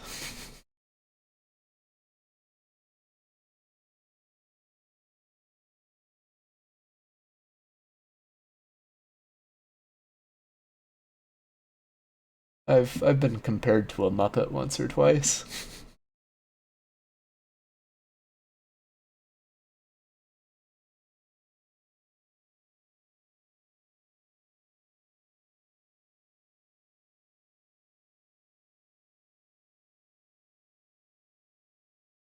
Alright, so what I'm looking at right now, guys, is just where the doors sort of meet up with other features.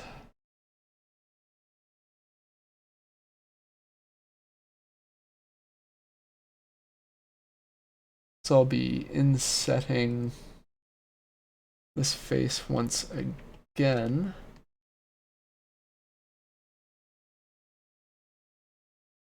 Try and meet up with those.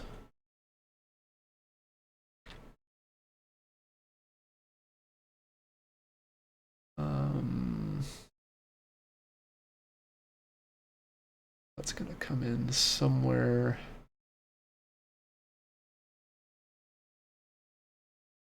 around there.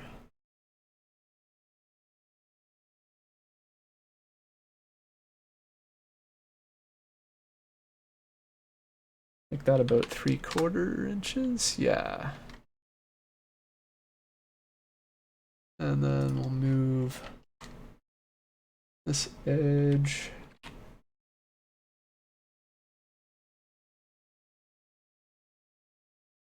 up so that we have overlap with the floor. It seems like the bottom edge of the door trim kind of meets up with this little ridge on the bottom rail.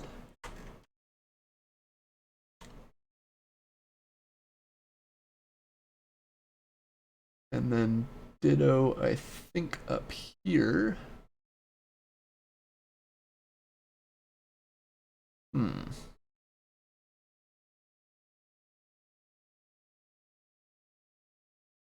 That kind of meets up with that ledge on the top rail. I'll move this guy down there.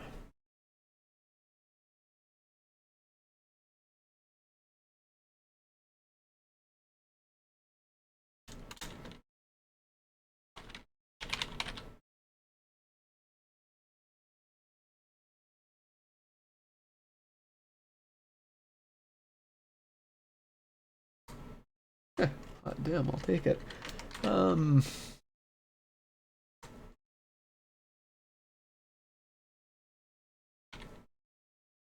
Marking those sharp while I'm at it.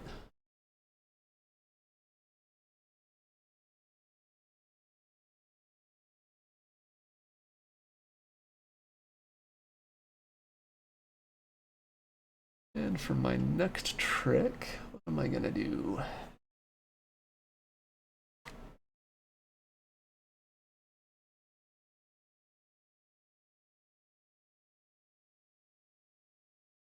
Here I'm already kind of here. I'll do the doors. So that's probably gonna come out, oh, say 1/4 of an inch.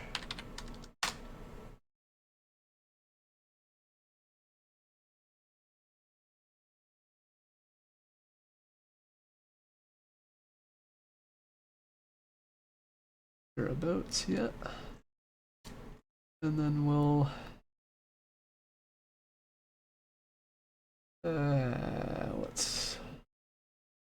what's my plan of action here?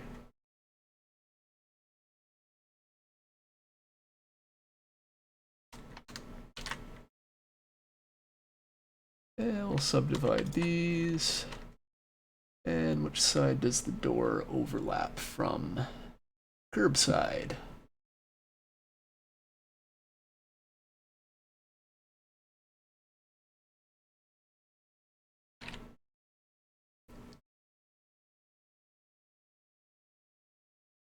Gonna move that.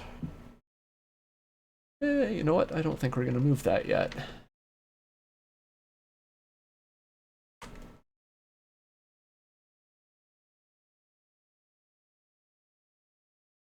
I'm gonna sort of eyeball the width of the door trim.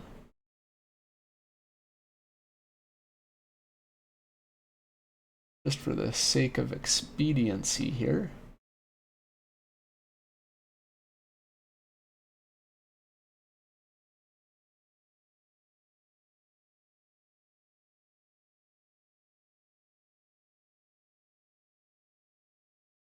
Oh, well, thanks for coming out, Benji.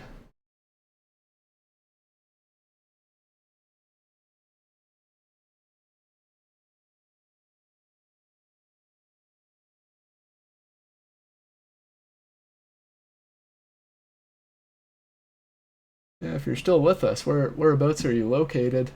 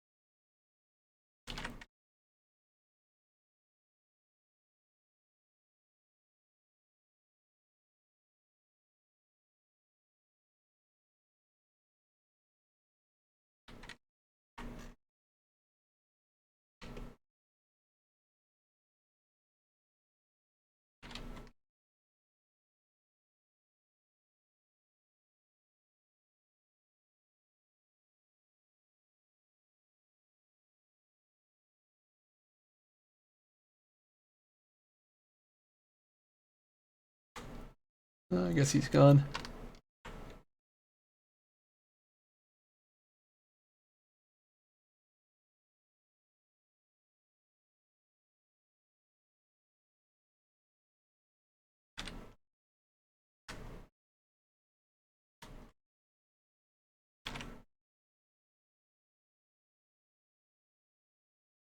Oh, just half asleep.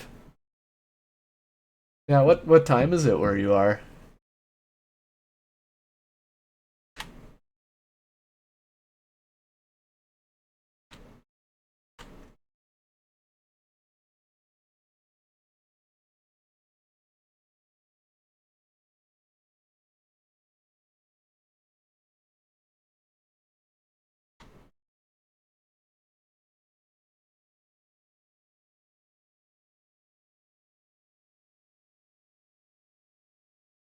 Oh, geez, yeah, that's I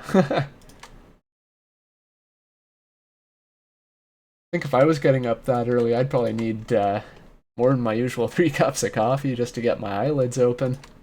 Good luck with that.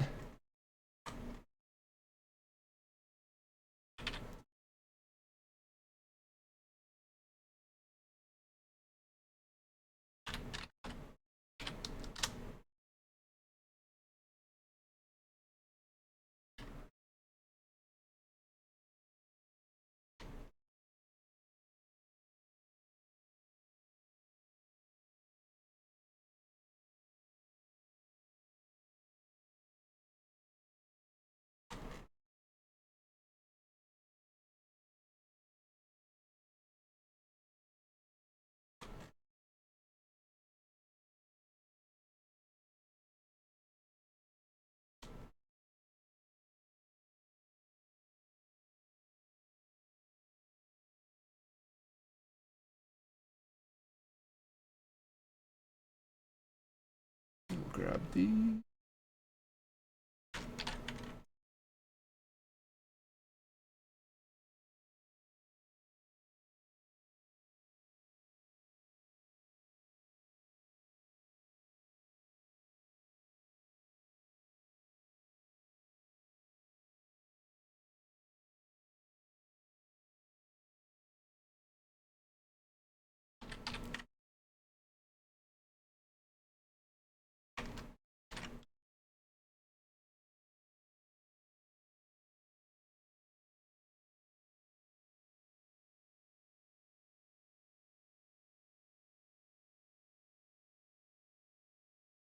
Yeah, so those are looking vaguely like doors.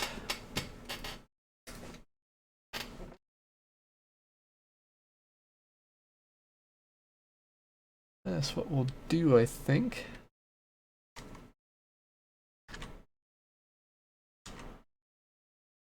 We'll separate the doors from the tail frame.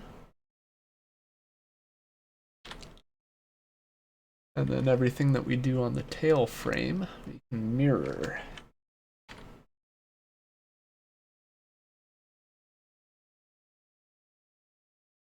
Make sure nothing looks totally wonky here. That's probably got some extra vertices on it, so we'll do a limited dissolve.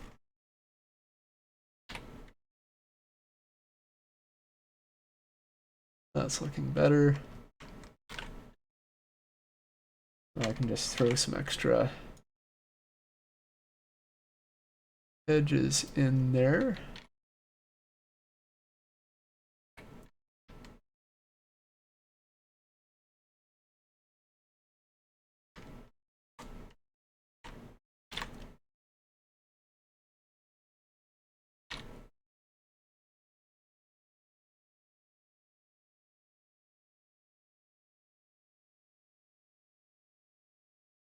Oh wow, 11 p.m. there. Yeah,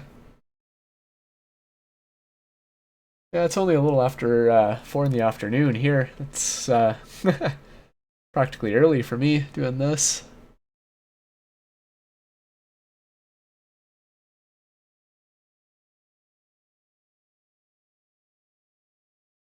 Alright, so we got doors back there, we got a tail frame.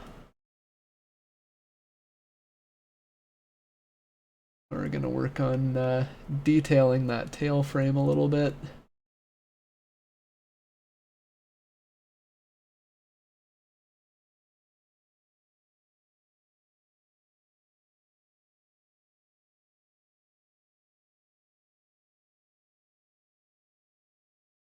I think.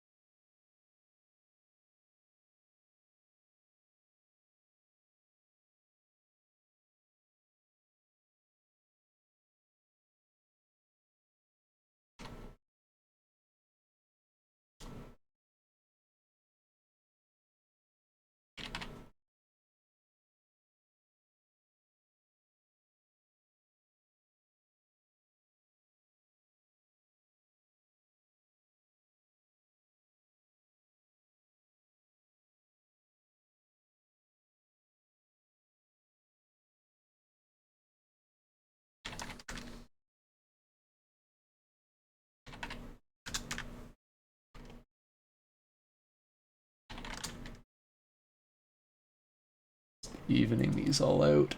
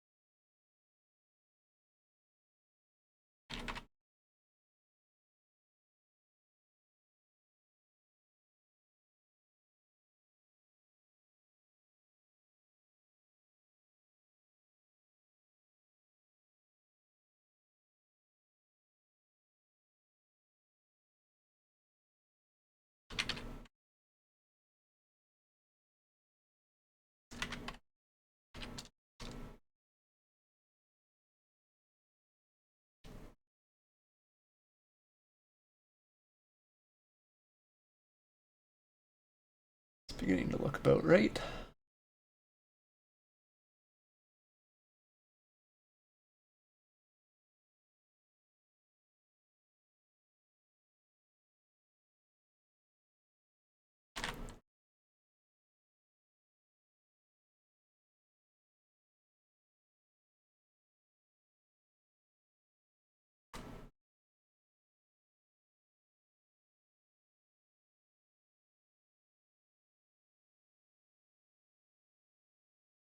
Now,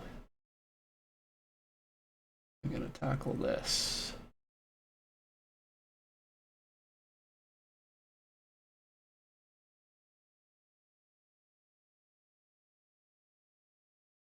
I think I might actually get rid of some of these faces.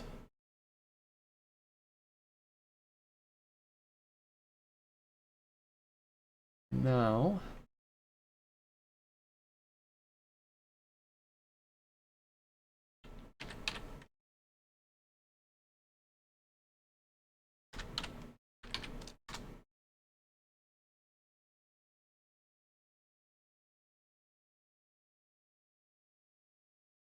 if I've got better references here.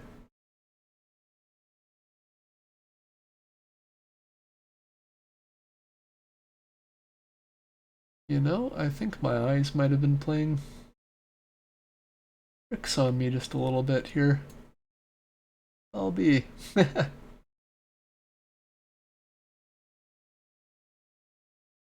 But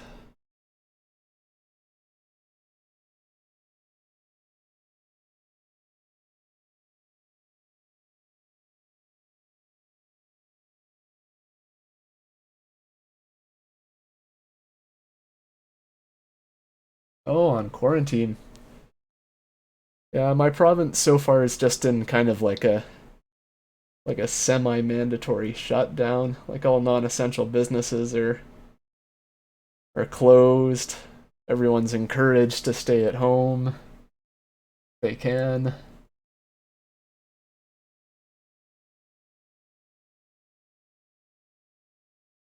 Certainly interesting times we're living in right now.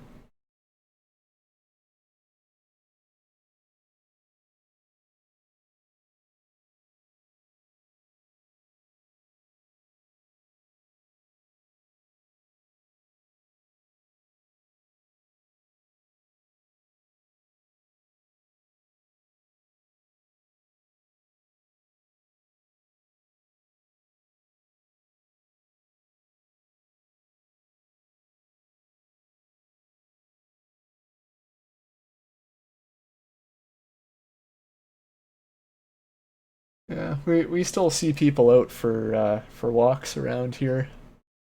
Small town, so it's not usually terribly busy at the best of times, but yeah,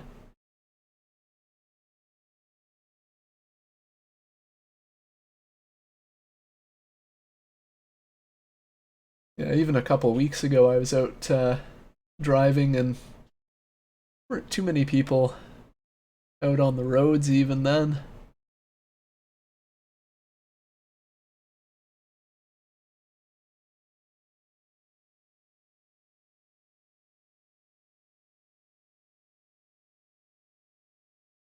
Yeah, I think I've gone about this just about bass backwards.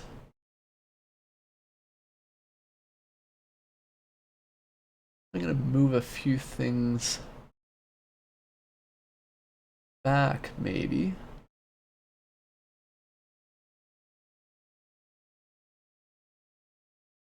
Look at this a little more.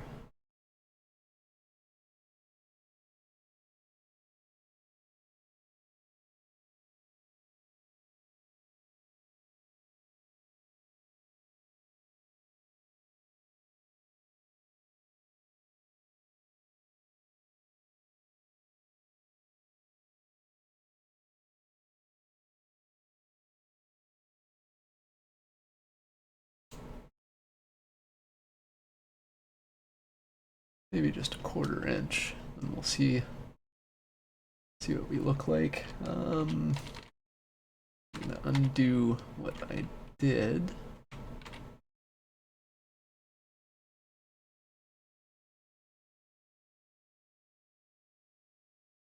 For now.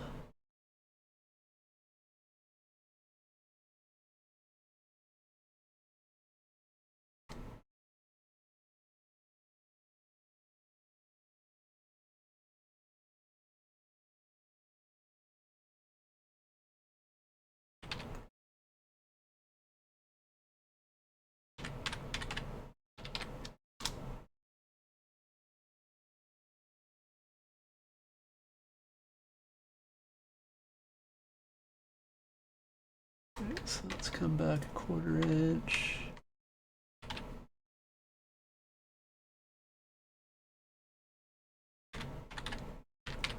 That's coming back a 1/4 inch.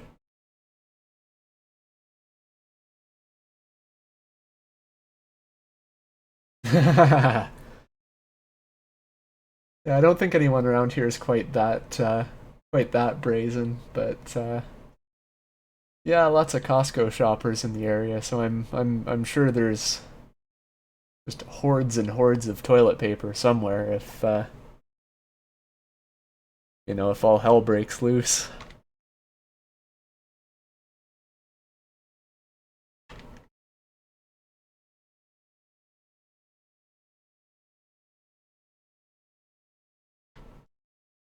Alright, so I'm gonna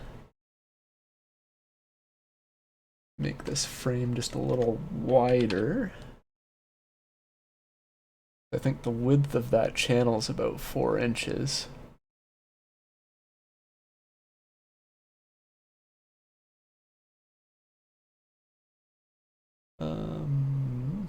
Thinking of the best way to go about that.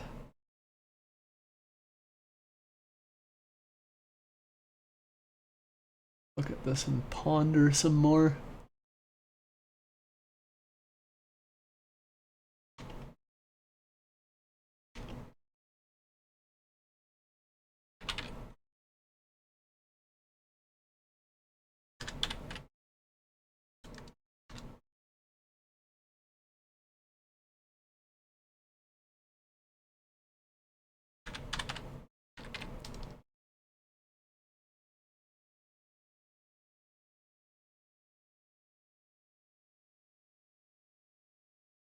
That might do it.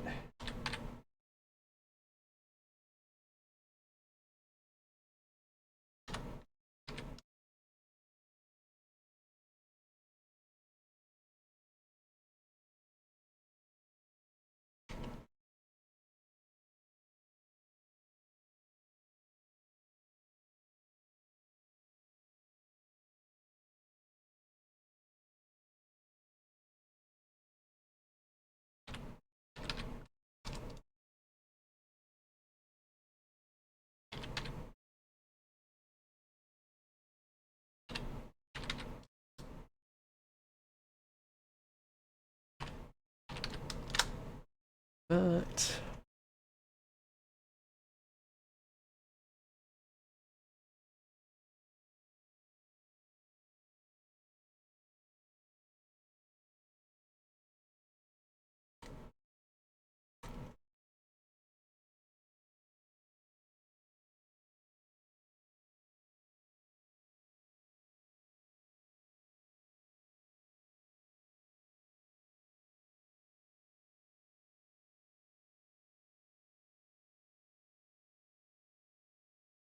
that continue underneath.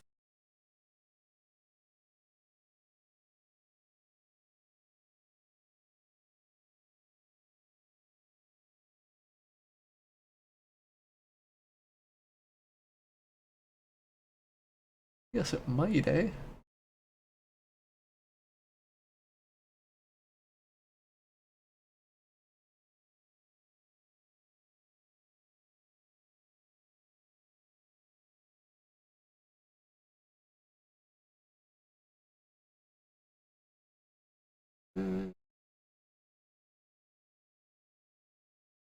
Nah, I don't think so.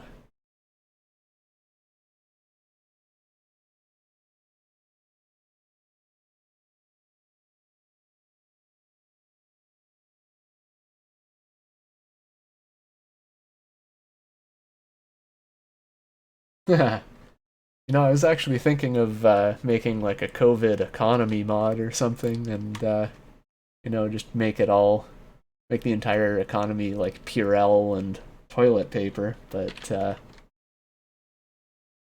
I'm sure someone would probably take exception to that. Probably not in the best taste.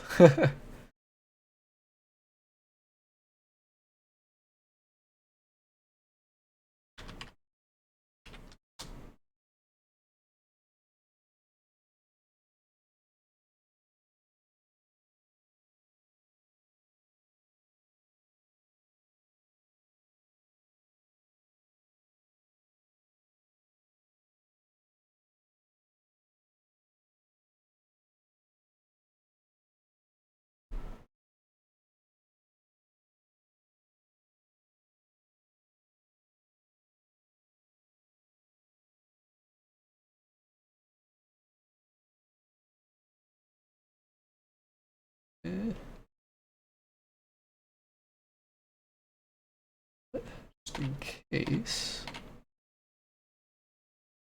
Try something a little different here.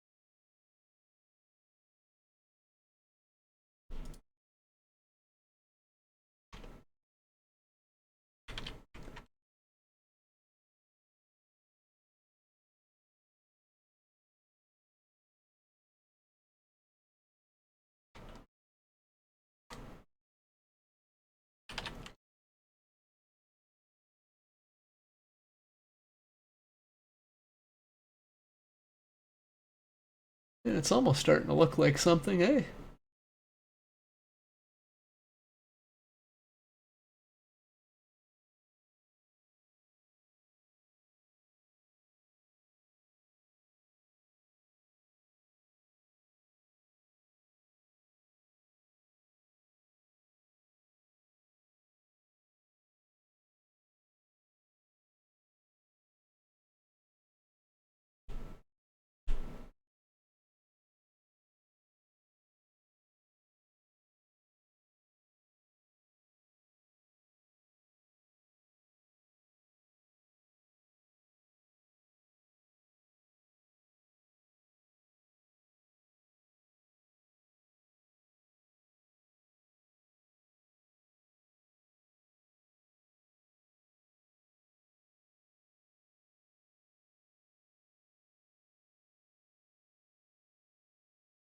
Alrighty.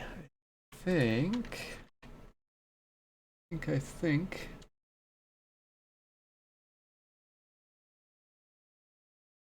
I will add the walls back in.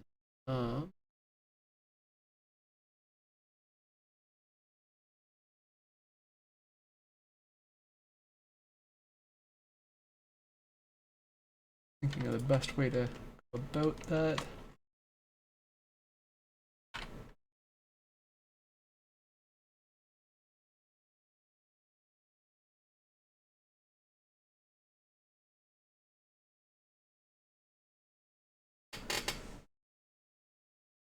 Of course, any of the like relief details, like the edges of the like the rails and all that, I'm going to be handling probably just with normal maps and a little bit of texture magic.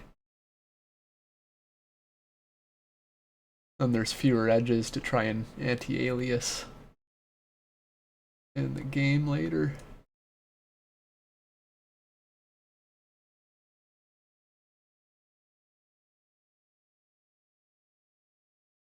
And probably a good time to actually save this, because I realize I haven't even saved the file anywhere yet. And we will call this SCR Fruehauf Z-Van.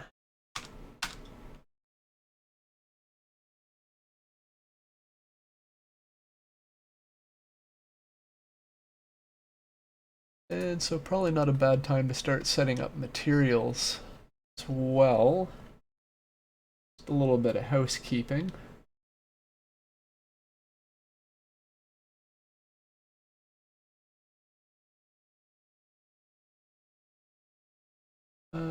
So I'm going to set up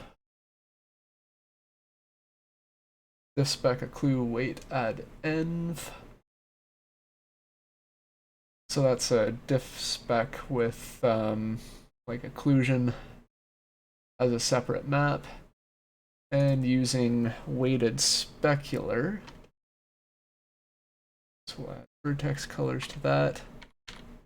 And as you can see, I goofed slightly and had the normals facing the wrong way, so we'll flip those.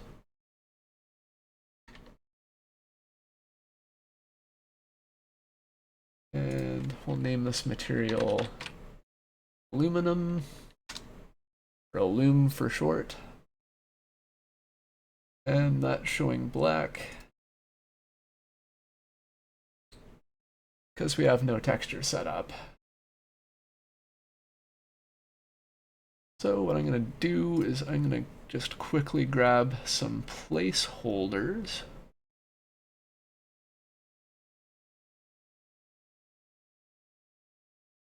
From one of my other projects. I'm going to grab my aluminum tile, and while I'm here, what else have I got?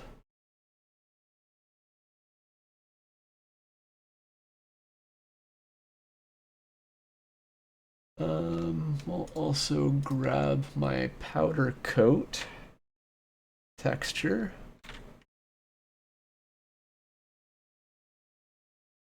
And we'll go back to this guy.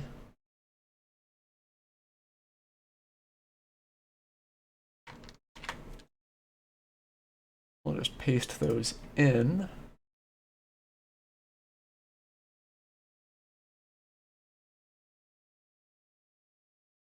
And so for this one,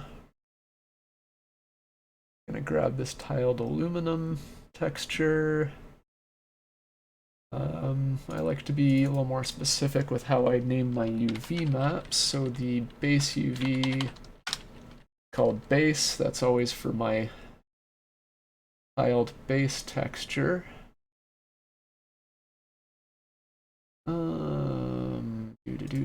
Back here, have that.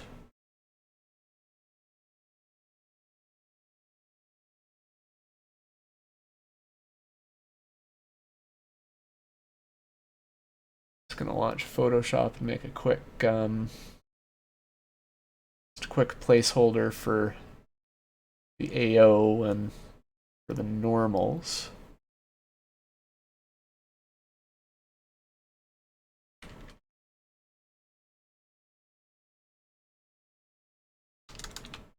Oops.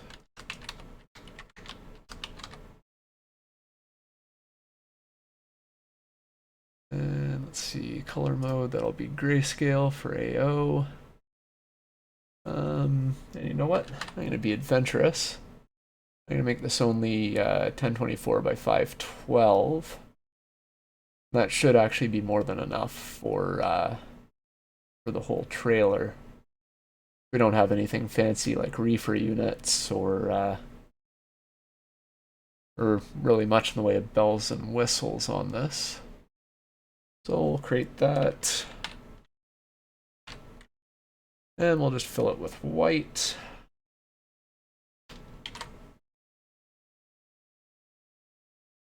And where are we? It's going to go into ATS projects.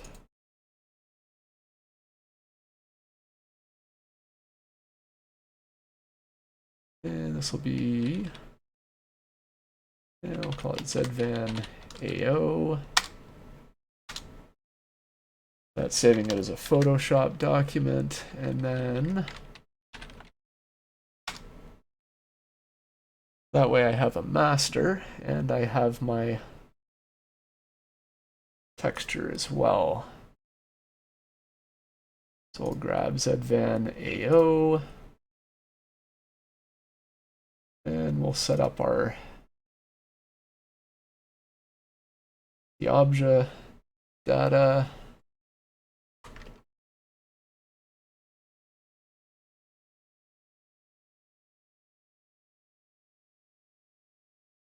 Reset our normals a bit. And I think I'm going to use fuzzy reflections for this because it's an old trailer. It's pretty unlikely that it's going to be reflecting like a mirror. Right?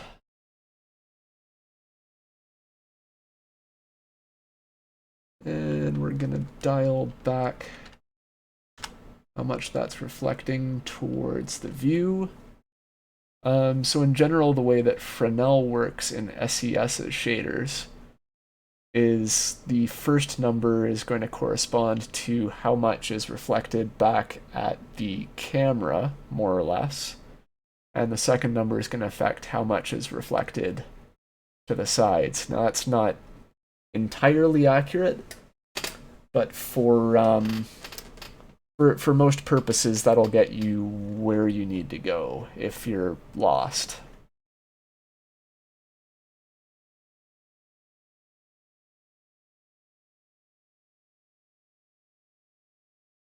Right, so that doesn't look half bad.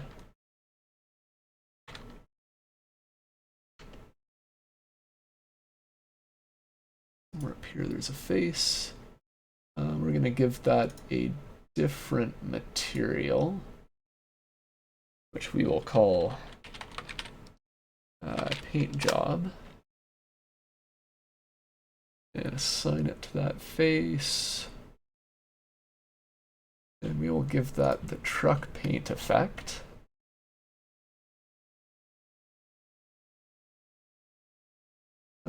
which will have normal map associated with it.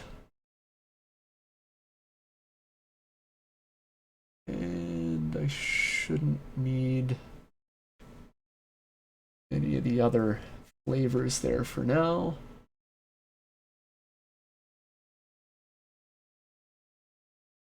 So we'll actually want a separate base texture for that. Now that I think about it, that AO texture is probably going to be larger than we need.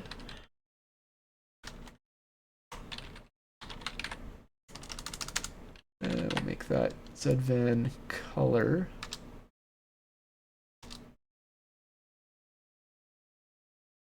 And mode, I want to go back to RGB.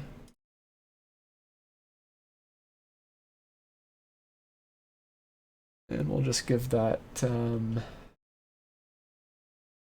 what's a good value here?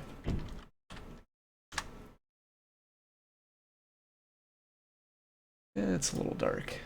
We'll go with 80% brightness. For now, at least. Yeah.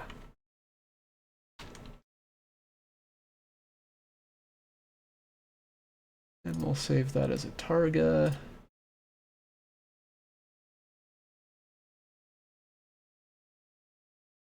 And of course, we can change all these sizes later. They're just placeholders. Speaking of which, while I'm here,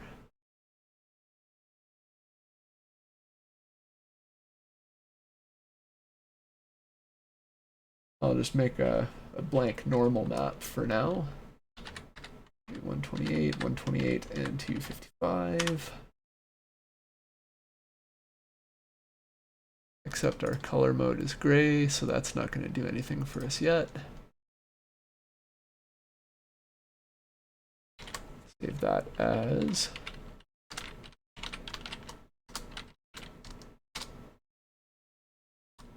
Z-Van normal. And then as a targa with 24 bits pixel.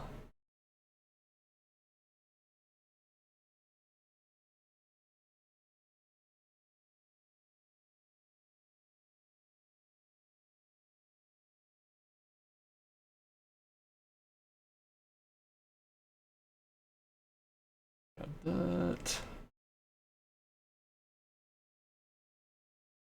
And our normal map.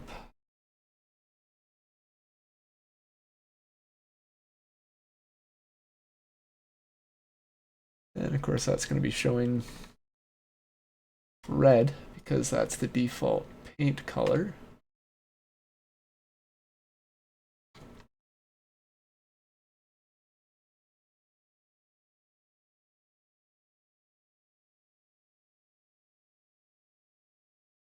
And this will be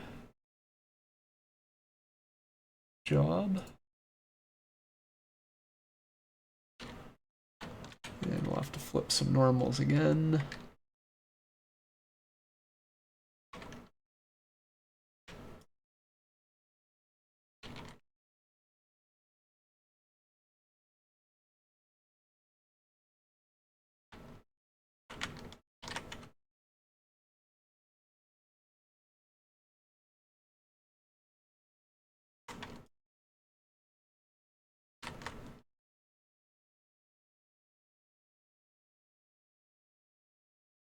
And these faces down here will get a different material again. So we'll call this Powcoat Paint. And that will get a different truck paint material.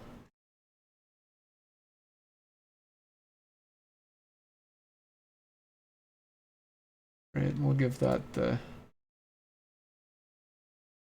Powcoat Tile texture.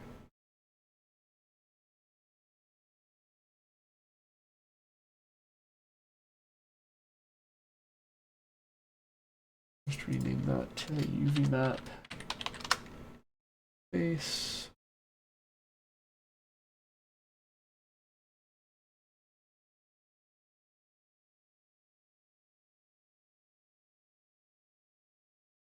And of course, for now, this is all going to be looking kind of wonky. I'll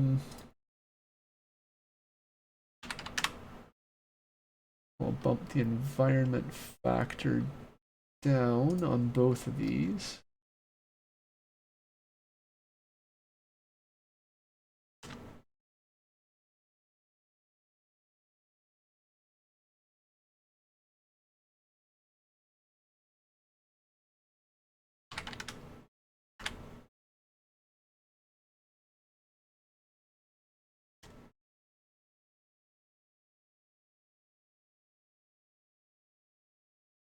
Makes it all a little easier to visualize. Give this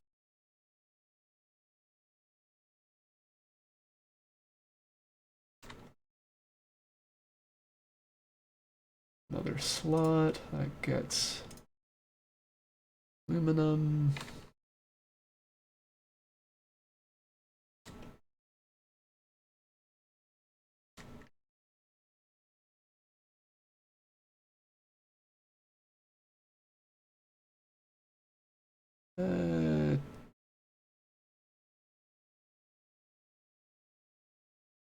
Tail frame almost looks like that's painted, eh? Yeah, gotta be, because if it's rusting, it's steel, and steel is not aluminum colored. Alright, so that is going to be coat paint. Zoom way in to make sure that's all facing the right direction.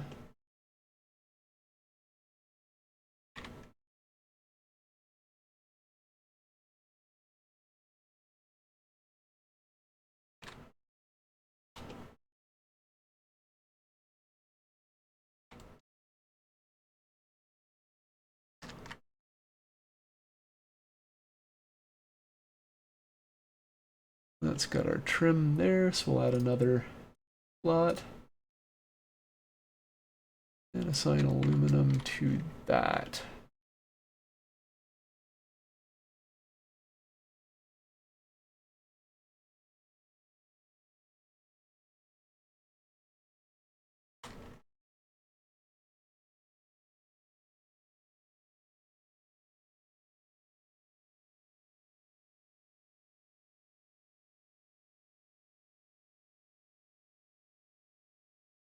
And of course, the method in my madness here with having it set up this way is we'll have all the chassis components paintable,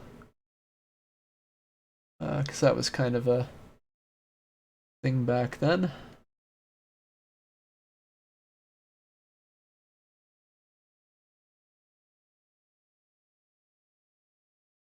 Oh, speaking of cargos, are you planning to add those available for the trim car to the SCS food tank? Maybe. Like I could definitely consolidate them to the same body type, and then if SCS adds more, then they're available for the trim car, and vice versa.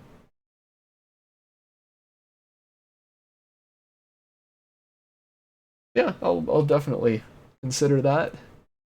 It's just about due for an update as well. They want to have changeable mud flaps on that. I've noticed some people with VTCs and such, they've had to like edit the trailer to get their like their own branded mud flaps on there. So I might just make life a little easier for those guys.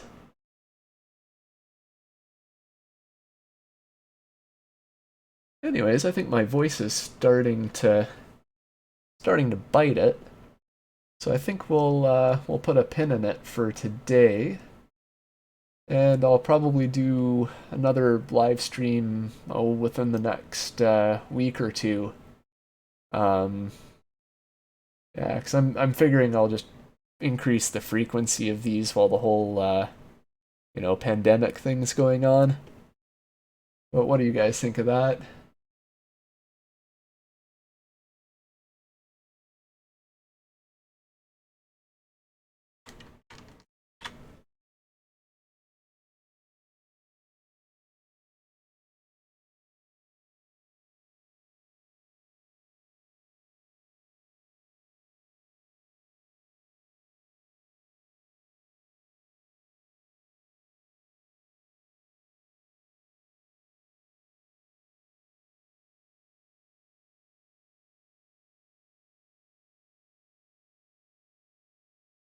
Hmm.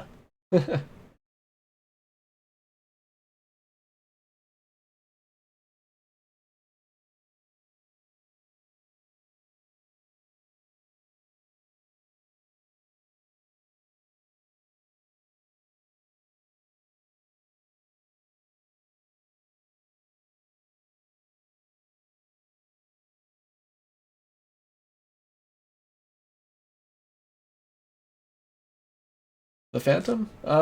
Yeah, I think right now, let's see, where are we at?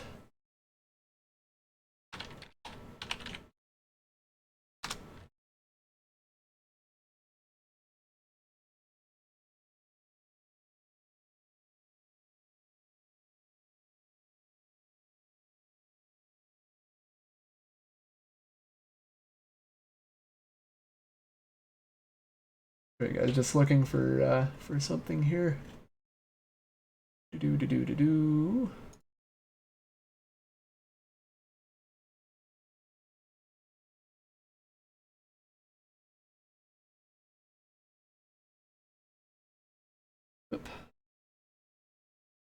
Yeah, so right now, the Phantom and the Super Van are kind of neck and neck for being my focus next month.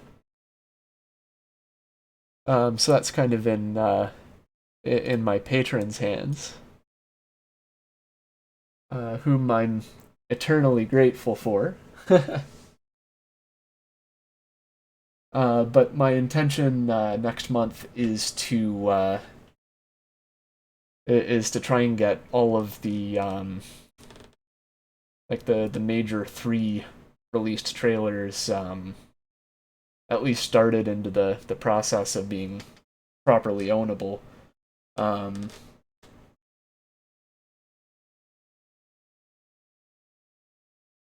yeah, so like if it's the Trailmobile that ends up getting the major focus, it's not far off of being like ready for release in that state.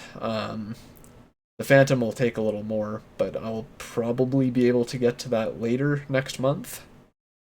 Otherwise, right now I'm trying to wrap up the Peerless, which is this month's trailer focus, and try and finish up the few cargoes that I haven't finished on the Alu track.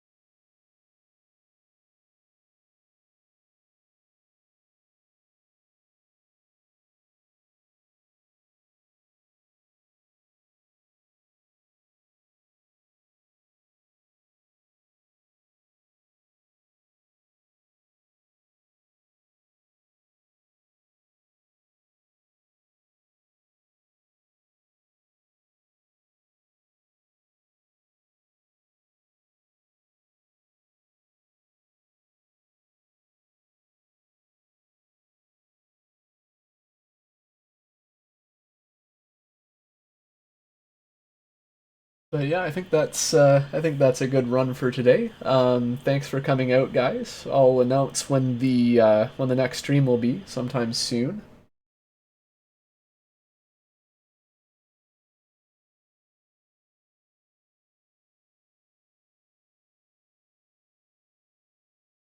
And yeah, I'll probably see you guys again sometime in the next week or two. All right, take care, guys.